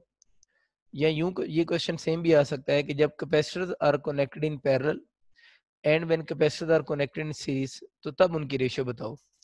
यानी रेशियो ऑफ सी इक्विवेलेंट के लिए दो वर्ड यूज कर सकते हैं। याद रखना है, पैरेलल जो कॉम्बिनेशन होता है उसमें कैपेसिटेंस मैक्सिमम होती है, और सीरीज कॉम्बिनेशन में कैपेसिटेंस मिनिमम होती है। एस मीन सीरीज में कैपेसिटेंस मिनिमम और पैरेलल में कैपेसिटेंस मैक्सिमम होगी। ये बात आप लोगों ने अदर वे भी याद रखनी है, मतलब इसके अलावा भी, ठीक है। क्वेश्चन आपका ये आ सकता है कि आपका सपोज करें आपके पास एन कैपेसिटर्स हैं, मैं सिंपल भी लिख सकता हूँ, आपके पास कितने कैपेसिटर, एन कैपेसिटर्स हैं, ईच हैव कैपेसिटेंस सी। चले, आपके पास n कैपेसिटर्स हैं, हर एक की कैपेसिटेंस सेम है, और आपका क्वेश्चन ये आ गया है कि जब आप लोगों ने पहले इनको पैरेलल में कनेक्ट की है और फिर आप लोगों ने इनको किस में कनेक्ट किया है, सीरीज में कनेक्ट की है। यानी n कैपेसिटर्स हैं, पहले आप इनको किस में कनेक्ट कर रहे हैं, पैरेलल में कनेक्ट कर रहे हैं, और फिर इन्हीं कैपेसिटर्स को आप लोग सीरीज में कनेक्ट कर रहे हैं। तो क्वेश्चन आप लोगों से वो ये पूछ रहा है कि आप लोग ये बताएं कि इसमें से सी पैरेलल ओवर सी सीरीज की रेशियो बताओ। दोबारा रिपीट कर रहा हूँ कि you have number of capacitors और उन सारे कैपेसिटर की कैपेसिटेंस सेम है, और आपसे कहते हैं पहले उन सारे कैपेसिटर्स को जितनी भी तादाद गिवन है उनको उसने किस में कनेक्ट किया है, पैरेलल में कनेक्ट किया है, और फिर उन्हीं कैपेसिटर को पैरेलल से उतार कर उसने सीरीज में कनेक्ट किया है। तो सी पैरेलल ओवर सी सीरीज की रेशियो बनाओ। तो पहले आप क्या निकालेंगे, इनकी सी इक्विवेलेंट पैरेलल में निकालेंगे, फिर इनकी सी इक्विवेलेंट सीरीज में निकालेंगे, फिर आंसर बताएंगे।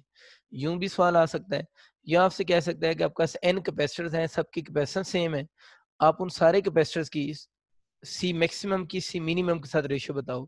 तो सी मैक्सिमम और सी मिनिमम असल में सी पैरेलल और सी सीरीज को ही कहते हैं। तो इस क्वेश्चन को आसानी से अटेम्प्ट करने का तरीका ये होता है, अदरवाइज से ये पूरे 2 पेजेस का क्वेश्चन बन जाता है। तभी हम लोगों ने पढ़ा है कि सी पैरेलल में अगर एन कैपेसिटर जिनकी कैपेसिटेंस सेम हो वो पैरेलल में लगे हुए हो, तो उनकी इक्विवेलेंट कैपेसिटेंस का फॉर्मूला क्या होता है, एन सी नहीं होता। अभी हम लोगों ने पढ़ा है उनकी इक्विवेलेंट कैपेसिटेंस का फॉर्मूला एनसी है। और अभी हमने ये भी पढ़ा है कि अगर एन कैपेसिटर जिनकी कैपेसिटेंस सेम हो उनको हम लोग किस में कनेक्ट कर दें, पैरेलल में कनेक्ट करने के बजाय अब अगर हम सीरीज में कनेक्ट कर देते हैं तो फिर उनकी इक्विवेलेंट कैपेसिटेंस का फॉर्मूला सी बाई एन होता है। अभी आप लोगों को पढ़ाया था। अब क्या होगा, सी सी से कैंसिल हो जाएगा, तो सी पैरेलल ओवर सी सीरीज किसकी इक्वल हो जाएगा, एन स्क्वायर हो जाएगा। ये तो बहुत आसान हो गया कि अगर हम इस मेथड से करें। आप इस सवाल को यूं समझिए कि आपका क्वेश्चन आ जाता है कि आपका 5 कैपेसिटर्स हैं, 5 कैपेसिटर्स हैं, और ईच है कैपेसिटेंस ऑफ, हर एक की जो कैपेसिटेंस है वो सपोज करते हैं आपके पास 2 माइक्रोफैरड है।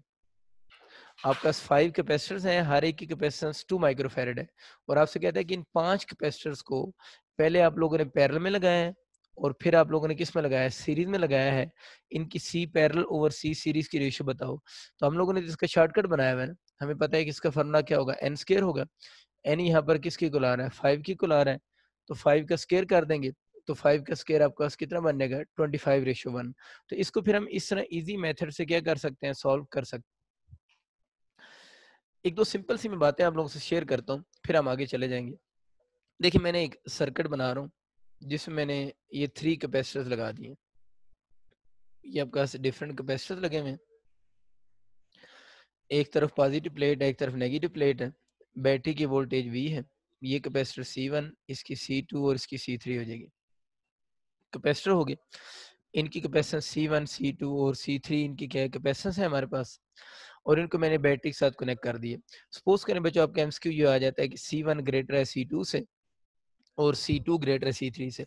अभी जो मैं बातें करने लगा हूँ ये बहुत ही फंडामेंटल बातें हैं, लेकिन इसके एमसीक्यू काफ़ी ज़्यादा आते हैं, इसलिए आप लोगों ने उनको सीक्वेंस में समझते जाना है, क्योंकि मैं दोबारा रिवीजन की तरफ नहीं आऊँगा इस बात के, क्योंकि वो बात लंबी हो जाएगी ना।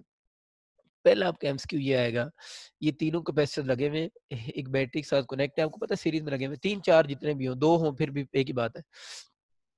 पहला सवाल ये आएगा कि बताएं इनमें से किस में चार्ज सबसे ज्यादा स्टोर होगा, यानी किस में चार्ज ज्यादा स्टोर होगा। तो हमें पता है कि ये किस में लगे हुए हैं, सीरीज में लगे हुए हैं। तो सीरीज की ये प्रॉपर्टी होती है, सबके क्रॉस चार्ज सेम स्टोर होता है, यानी सीरीज कम्बिनेशन की ये प्रॉपर्टी होती है कि सबके क्रॉस चार्ज क्या स्टोर होगा, सेम स्टोर होगा। लेकिन सीरीज कम्बिनेशन में अगर वी पूछेगा तो वी सबका डिफरेंट होगा। अच्छा, एक अक्सर लोग कहते हैं कि वी हमेशा डिफरेंट होगा। देखिए वी कब डिफरेंट होगा, इस सी डिफरेंट होगा, यानी अगर सबकी बच्चों कैपेसिटेंस डिफरेंट है तो फिर सबका वी डिफरेंट होगा। देखिए अगर इसकी कैपेसिटेंस, इसकी कैपेसिटेंस और इसकी कैपेसिटेंस बराबर हो जाती तो इन सब का आपस में पोटेंशियल भी क्या हो जाता है, इक्वल हो जाता। लेकिन इनकी कैपेसिटेंस जो मर्जी हो, सेम हो डिफरेंट हो, चार्ज हमेशा सेम होगा। वी डिफरेंट होगा, जनरली जब हम बोलते हैं तो हम ये बोलते हैं इनके क्रॉस पोटेंशियल डिफरेंस डिफरेंट होगा। लेकिन पोटेंशियल कब डिफरेंट होगा, अगर सबकी कैपेसिटेंस डिफरेंट होगी। अगर सीरीज में सबकी कैपेसिटेंस सेम हो जाए, अगर सीरीज में सबकी कैपेसिटेंस सेम हो जाए तो सबका पोटेंशियल भी क्या होगा, सेम ही होगा। ये बात आप लोगों ने याद रखनी है। लेकिन चार्ज होगा उसका कैपेसिटेंस सेम होने या कैपेसिटेंस डिफरेंट होने के साथ लेना देना नहीं है, चार्ज हमेशा ही डिफरेंट होगा। मैं इस पे भी और भी बात करता हूँ बहुत डिटेल से। ये आपको चीज़ क्लियर हो जाएगी इसमें, मैं इसको इधर ही रख देता हूँ ना। अच्छा, अब हमें ये समझ आ गया कि Q इक्वल टू CV हो गया। अब ज़रा देखें, Q इक्वल टू तो CV होता है। अभी हम ये बोल रहे थे कि चार्ज जितना सॉरी, चार्ज का C के साथ लिंक नहीं, चार्ज हमेशा इसमें सेम ही होगा ना, ये बात हुई है ना। C इंटू V हो गया। Q को कांस्टेंट कर दें तो C का V के साथ इनवर्स रिलेशन है। वो जो बात मैं फिजिकली कर रहा था, उस बात को आप मैथमेटिकली भी आप फील कर सकते हैं। मतलब कहने का क्या है, उन जितने भी कैपेसिटर्स हैं, जिस कैपेसिटर की कैपेसिटेंस सबसे कम होगी, जिस कैपेसिटर की कैपेसिटेंस सबसे कम होगी, उसका पोटेंशियल डिफरेंस उतना ज़्यादा होगा, और जिसकी कैपेसिटेंस ज़्यादा होगी, उसका पोटेंशियल डिफरेंस उतना ही क्या होगा, कम हो रहा होगा। 1 सेकंड आप वेट कीजिएगा। तो ये मैं समझ आ गया कि C जिसका कम होगा, पोटेंशियल डिफरेंस उसका उतना ही ज़्यादा होगा। तो C का और V का आपस में इनवर्स रिलेशन बन रहा है। C कम होने से पोटेंशियल डिफरेंस ज़्यादा हो जाएगा। तभी जो हम बात कर रहे थे, ये हमने टॉपिक लिखा हुआ है, जो सर्किट बनाया है, उसमें C1 ज़्यादा है C2 से, C2 ज़्यादा है C3 से। तो अगर पूछता है कि इन तीनों कैपेसिटर में, ये जो आपने 3 कैपेसिटर बनाए हुए हैं, इन तीनों में बताएं किसके क्रॉस, इसके क्रॉस पोटेंशियल डिफरेंस V1, इसका पोटेंशियल डिफरेंस V2, इसका V3। तो पूछेगा बताएं किसके क्रॉस पोटेंशियल डिफरेंस ज्यादा होगा। तो क्या हम बोलेंगे, जिसकी कैपेसिटेंस कम होगी, जिसकी C कम होगी, उसका क्रॉस V ज्यादा होगा ना। तो कौन ज्यादा होगा, V3 ग्रेटर होगा किससे, V2 से, और V2 ग्रेटर होगा किससे, V1 से। तो इस तरह बच्चों आप बता सकते हैं। अब जरा खुद सोचें, जो मैं आपसे पहले बात कर रहा था कि V डिफरेंट होगा, C डिफरेंट हो। अब देखो, अगर इनका C सबका सेम होगा, तो सबका V भी क्या होगा, सेम ही होगा। एक तो ये बात होगी। फिर बच्चों, सीरीज कॉम्बिनेशन के लिए अगली बात ये याद रखनी है कि V जो है वो बैटरी का पोटेंशियल है ना। V जो है वो यूं समझने कि बैटरी का पोटेंशियल, ये टोटल पोटेंशियल है। वो क्या होगा, वो जितने भी पोटेंशियल डिफरेंस आप लोग बना रहे हैं, उन सब के सम के बराबर होगा। यानी ये आपके पास V1 V2 V3 किसके है, उन कैपेसिटर के क्रॉस पोटेंशियल डिफरेंस है ना। तो ये बैटरी का जो पोटेंशियल होगा उसके इक्वल होगा। ये बात बहुत सिंपल सी बात है। सीरीज कॉम्बिनेशन में, रजिस्टर में भी ऐसे ही होता है। तो एक तो ये कंसेप्ट आप लोगों ने याद रखना है। अब आगे चलते हैं। आगे ये चक्कर है कि सपोज करें, ये तो मैं समझ आ गया चार्ज सेम है। अब अगर सवाल आ जाता है कि चार्ज तो चलो सेम है, लेकिन चार्ज कितना है। चार्ज सेम तो है, लेकिन चार्ज कितना है, इसको कैलकुलेट करके दें। ये सवाल आ जाता है कि आपको क्वेश्चन यही है, 3 कैपेसिटर बच्चों लगे हुए हैं, और आपको ज़ाहिर है उस सवाल में C1 C2 C3 गिवन होंगे, वैल्यूज गिवन होंगी ना। ये तो अभी जनरल क्वेश्चन बने थे ना, उसने ऑर्डर बताया हुआ था। तो अगर वो कहते हैं चार्ज की एग्जैक्ट वैल्यू कैलकुलेट करो, आप बोल रहे हो सब पे चार्ज सेम होगा, तो कितना चार्ज होगा। तो उसके लिए आपको C1 और C2 और C3 की वैल्यूज गिवन होंगी। तो उसके लिए आप लोगों ने सबसे पहले ये करना है, चार्ज कैलकुलेट करने का पहला स्टेप ये होगा कि आपको C इक्विवेलेंट फाइंड करनी है। सीरीज कॉम्बिनेशन में चार्ज कैलकुलेट करने के लिए सबसे पहले आप लोगों ने बच्चों सी इक्विवेलेंट फाइंड आउट करनी है। सी इक्विवेलेंट कैसे निकलेगी, अगर 3 कैपेसिटर्स हैं तो वो आपको पता है मजबूरी है कि आप लोग क्या यूज करो, 1/C1, 1/C2, 1/C3 से, ये आप खुद करोगे। 1 2 3 आपको वैल्यूज गिवन होंगी, वैल्यूज बार बार बोल रहा हूँ।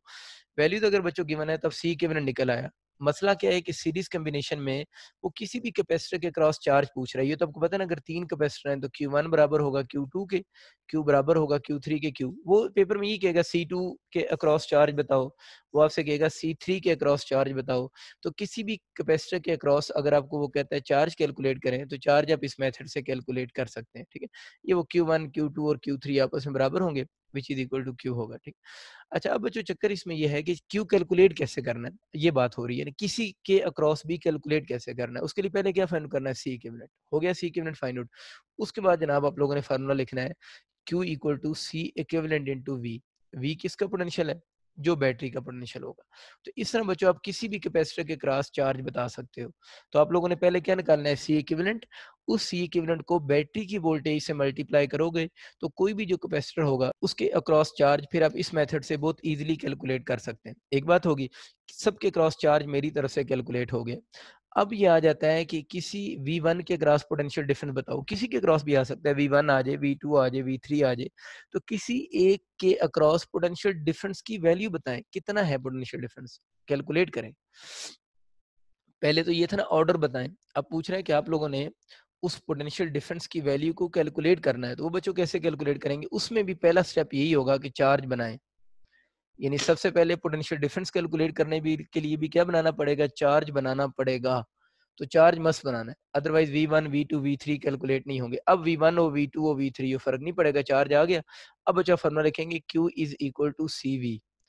अब देखें, V1 के क्रॉस पोटेंशियल बताना है, तो चार्ज तो सबके क्रॉस क्या है, सेम है। जो पहला कैपेसिटर होगा उसकी कैपेसिटेंस C1 होगी, उसका पोटेंशियल V1 होगा। ऐसे ही है ना, 4 सबके क्रॉस सेम है, कैपेसिटेंस C1 पोटेंशियल V1। अब आपको समझ आ गया मुझसे ज़्यादा अच्छा। V1 बच्चों यहाँ से निकालना है तो Q बाई कौन सा हो जाएगा? C1 हो जाएगा, ठीक है।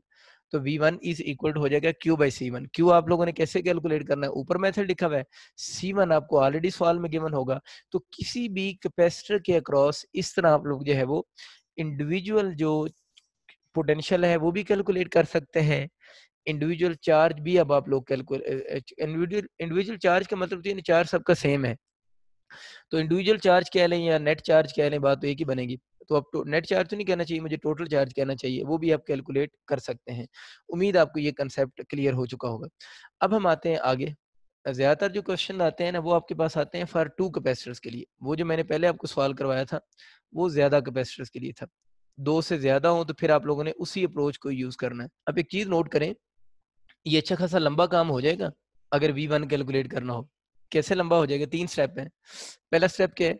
पहले तो जनाब आप C इक्विवेलेंट निकालने के चक्करों में लगे रहें। C इक्विवेलेंट निकल आए, उसके बाद आप Q equal to C equivalent use करके चार्ज निकालो। चार्ज निकल आने के अभी पोटेंशियल नहीं आया, आप लोगों ने V1 कैलकुलेट करना है। पहले ये निकालो, फिर चार्ज निकालो, फिर इस फार्मूले में आओ, Q जो निकाला है उसको पुट करो, C1 से डिवाइड करो, तब जाकर V1 आएगा। अभी तो समझने में आसान लग रहा है, लेकिन पेपर में आप ज़रा देखें ना कि जब 45 सेकंड्स के अंदर इस क्वेश्चन को सॉल्व करना होगा, तो वहाँ पर मसला गड़बड़ हो सकता है। तो वहाँ पर जो ज़्यादातर सवाल आते हैं ना, वो 2 कैपेसिटर्स के आते हैं वैसे यूनिवर्सिटीज़ में। 2 से ज़्यादा के लिए आ जाएँ तो मैंने बच्चों आपको अपनी तरफ से मेथड समझा दिया है, वही फॉलो करेंगे। लेकिन ज़्यादातर यूनिवर्सिटीज़ में 2 कैपेसिटर्स के क्वेश्चन आते हैं, इसकी कैपेसिटेंस C1, इसकी C2, बैटरी की वोल्टेज V। और ज़्यादातर 2 कैपेसिटर्स के जब क्वेश्चन आते हैं, तो आपको मैं पोटेंशियल के क्वेश्चन करवा रहा हूँ। चार्ज के आएँगे तो वही मेथड है, चार्ज का कोई शॉर्टकट नहीं है, उसी तरह ही कैलकुलेट करेंगे, ठीक है। पोटेंशियल के 2 कैपेसिटर्स के लिए क्वेश्चन, तो पोटेंशियल आप डायरेक्ट भी कैलकुलेट कर सकते हैं। यानी पोटेंशियल अगर कैलकुलेट करने के क्वेश्चन आ जाएँ, लेकिन ये 2 कैपेसिटर से ज़्यादा के लिए अप्लाई नहीं होगा, ये याद रखना है। ये 2 कैपेसिटर के लिए सिर्फ अप्लाई होगा। तो 2 कैपेसिटर्स के लिए अगर ये अप्लाई हो रहा है, तो उस केस में आप लोगों ने ये करना है कि आप डायरेक्ट भी इसका आंसर कैलकुलेट कर सकते हैं। यानी अगर 2 कैपेसिटर्स आ जाएँ, तो 2 कैपेसिटर्स के लिए डायरेक्ट कैसे कैलकुलेट होगा उसकी बात करते हैं। ये मैंने वैसे आपको एफएससी में जब पढ़ा रहा था तब भी करवाया था। इसको याद रखना बड़ा आसान है। इसके नीचे आप लिखो, जो दोनों कैपेसिटर हैं उनकी कैपेसिटेंस का सम।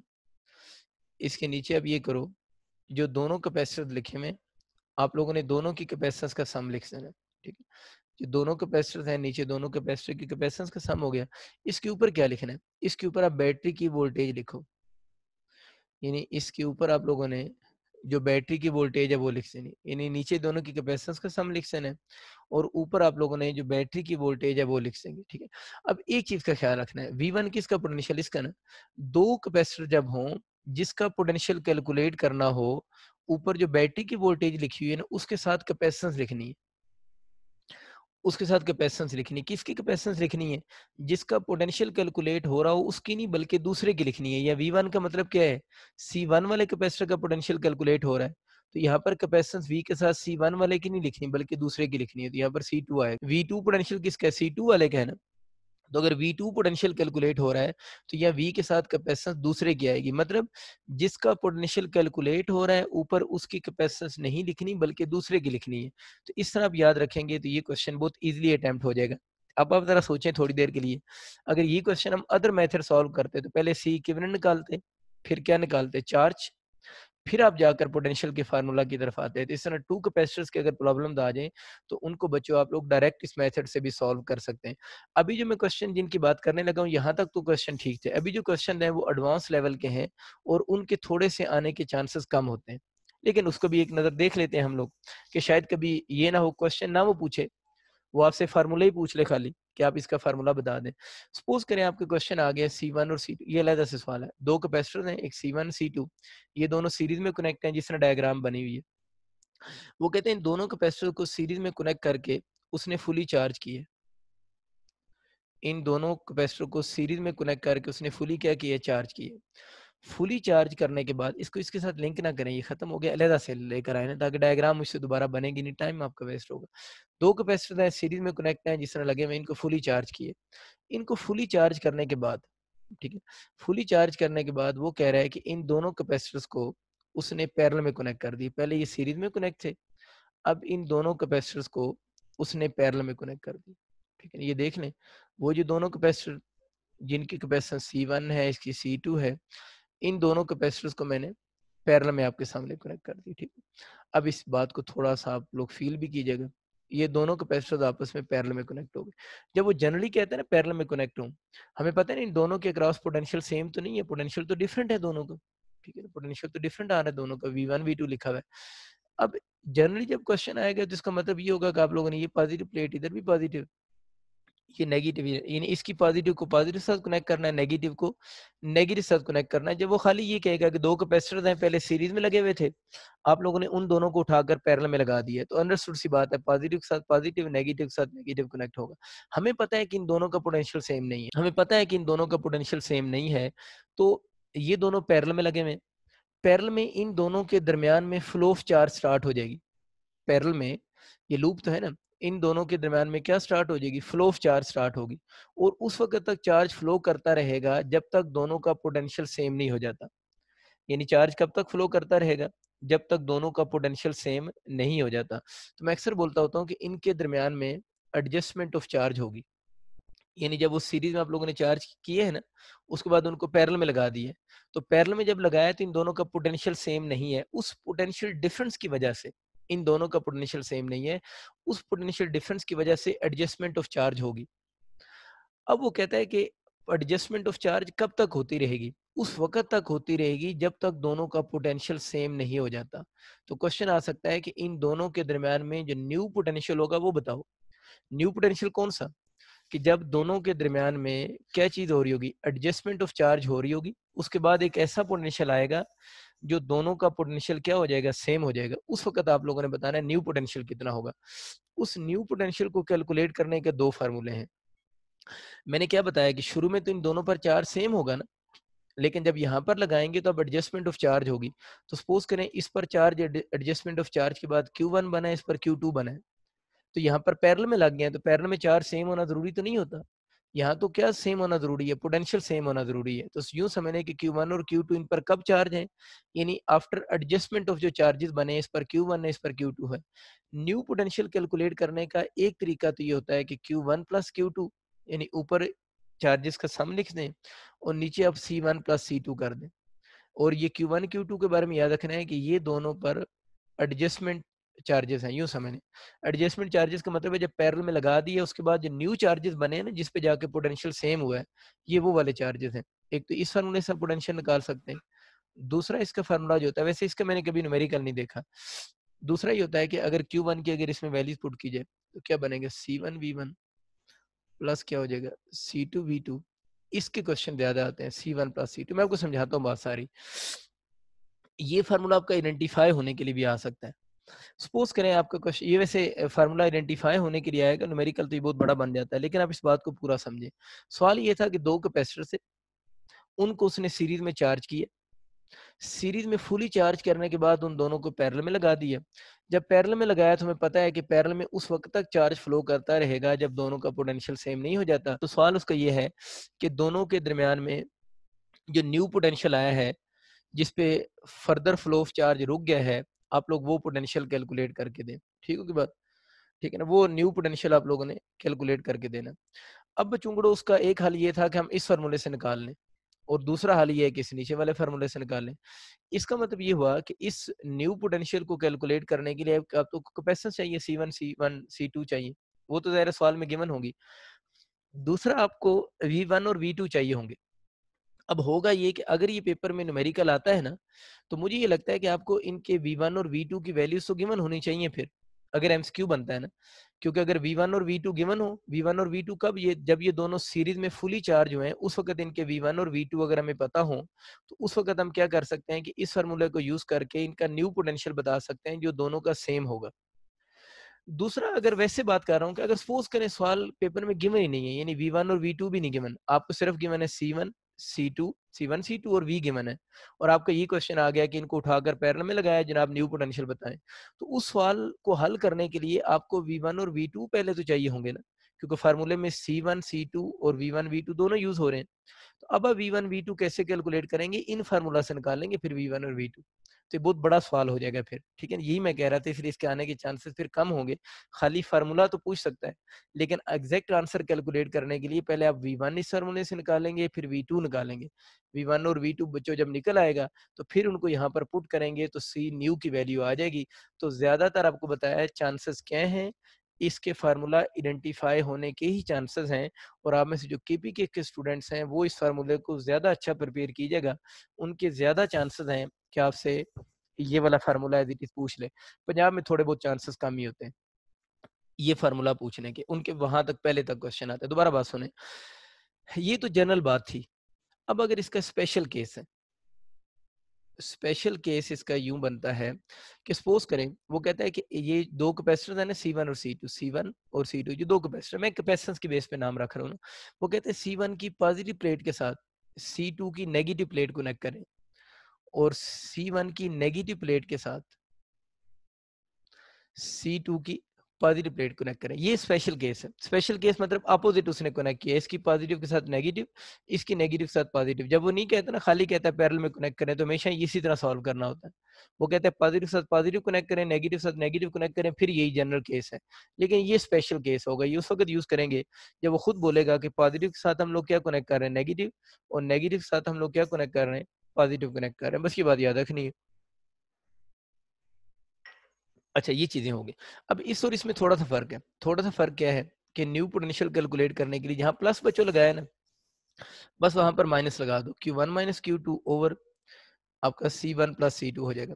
अक्सर बच्चे जब इन न्यूमेरिकल्स को सॉल्व करते हैं तो वो कहते हैं एंड पे माइनस आ गया, तो एंड पे अगर माइनस आ जाए तो आप इसको इग्नोर कर दोगे ना, क्योंकि जनरली हमें ये पता नहीं होता ना Q1 बड़ा है या Q2 बड़ा है ना, तो समटाइम माइनस आ भी जाता है। तो अगर माइनस आ भी गया है तो जब आप ऑप्शन चूज करने लगेंगे तो ऑप्शन में आप लोगों ने माइनस साइन को इग्नोर कर देना है। बस उधर प्लस आता था, इधर माइनस आता है। माइनस क्यों आया? जब वो प्लेट्स को उल्टा कनेक्ट करेगा। C1 V1 minus C2 V2 over हो जाएगा C1 प्लस C2। ये बातें होगी। अब इसका सवाल आ किस तरह सकता है? एक तो ये हो गया ना, फार्मूला आइडेंटिफाई होने के लिए आ गया, पूरा क्वेश्चन ये आ सकता है। ये सवाल यूं पेपर में आ सकता है, जो मुझे लगता है वो यूं आ सकता है। सपोज करें वो कहता है कि इधर में छोटी सी जगह में इधर बना दे, वो कहते हैं कैपेसिटर है, जरा बात ध्यान सुनिएगा, उसका बैटरी कनेक्ट है, और वो जनाब आपको कह देता है कि इस कैपेसिटर के साथ बैटरी कनेक्ट थी, और बैटरी यहाँ पर इसके साथ जो कनेक्ट है V1 10 वोल्ट है, और इस कैपेसिटर को उसने 10 वोल्ट की बैटरी से फुली चार्ज किया है। यानी एक ही कैपेसिटर उसको 10 वोल्ट की बैटरी से फुली चार्ज किया। दोबारा अगले पेज पे जाना ही पड़ जाएगा। 10 वोल्ट की बैटरी से बच्चों उसको उसने फुली चार्ज किया। दोबारा कहता है एक और कैपेसिटर उसके पास, ये दूसरा कैपेसिटर जिसकी कैपेसिटेंस C2 है, इस कैपेसिटर को उसने एक और बैटरी से फुली चार्ज किया। ये बैटरी होगी, इस बैटरी से उसने इसको फुली चार्ज किया, और ये वाली बैटरी सपोज करें आपका 20 वोल्ट की है। और ये सेम क्वेश्चन आ गया है कि दो कैपेसिटर्स हैं, दोनों कैपेसिटर को अलग से चार्ज किया है, इसकी कैपेसिटेंस C1, इसकी बच्चों कैपेसिटेंस C2, और दोनों कैपेसिटर को उसने अलग अलग दो डिफरेंट बैटरी से चार्ज किया। सवाल यही आ गया कि उन दोनों कैपेसिटर्स को चार्ज करने के बाद आप लोगों ने पैरेलल में लगा दिए। अब वो कहता है कि आप इस केस में इक्विवेलेंट कैपेसिटेंस मतलब नेट सॉरी जो पोटेंशियल है वो बताएं या न्यू पोटेंशियल बताएं। तो एक ही बात है ना, अभी तो मैंने आपको समझाया ना, ये वाला जो सर्किट बना हुआ था, ये वाला सर्किट कैसे बना है? दोनों को सीरीज में लगाकर बना है। तो जरूरी तो नहीं हमेशा ये वाला सर्किट दोनों को सीरीज में लगाकर ही बने, या ये वाला सर्किट भी इधर से ही आए। ये भी तो हो सकता है कि ये जो दोनों कैपेसिटर हैं उनको दो अलग अलग बैटरी के साथ चार्ज करे, जिसके अब जो बात कर रहा हूँ इसके ज्यादा चांसेस है कि इन दो बैटरीज को वो अलग अलग चार्ज करे। जिस तरह मैंने अभी बोला है कि इस कैपेसिटर को उसने 10 वोल्ट से चार्ज किया है, और इसको उसने किससे 20 वोल्ट से चार्ज किया है, और कह रहे हैं कि इन दोनों कैपेसिटर्स को आप लोगों ने पैरेलल में लगा दिया है। अब आप बताएं न्यू पोटेंशियल कितना होगा? अब बड़ा आसान हो गया सवाल। आसान क्यों हो गया? क्योंकि जिस कैपेसिटर को 10 वोल्ट से चार्ज किया है, हमें बैटरी का पोटेंशियल नहीं चाहिए होता, हमें बच्चों potential between the plates of capacitor चाहिए होता है, तब मिल गया ना। अगर ये 10 वोल्ट का है तो फुली चार्ज किया है, तो ये बैटरी इस कैपेसिटर की प्लेट्स के क्रॉस भी कितना होगा? बैटरी के बराबर ही होगा ना, तो वो भी 10 वोल्ट ही होगा। ये बात आपको समझ आ रही है कि जब कैपेसिटर फुली चार्ज होता है, जो बैटरी का पोटेंशियल होता है वही कैपेसिटर की प्लेट्स का भी होता है। इसी तरह इसके क्रॉस पोटेंशियल में चाहिए V2, तो V2 भी किसकी इक्वल होगा? 20 वोल्ट ही होगा। यानी जब फुली चार्ज का वर्ड यूज होगा बच्चों, तो जो बैटरी का पोटेंशियल है वही कैपेसिटर की प्लेट्स का भी पोटेंशियल होगा। तो अब देखो, अगर ये क्वेश्चन आ जाता है, दो बैटरीज को अलग अलग चार्ज करके फिर पैरेलल में लगाए, फिर तो ये फ़ॉर्मूला डायरेक्ट अप्लाई हो सकता है, फिर तो ईज़ी है ना। तो सीरीज़ से इस फ़ॉर्मूले की तरफ आना थोड़ा मुश्किल है क्योंकि उसके लिए V1, V2 फ़ॉर्मूला से कैलकुलेट करना पड़ती हैं। लेकिन अगर 2 बैटरीज़ को वो अलग-अलग सॉल्व कर ले, तो उन 2 बैटरीज़ को आप बहुत सिंपल वे से ईज़िली सॉल्व कर सकते हैं।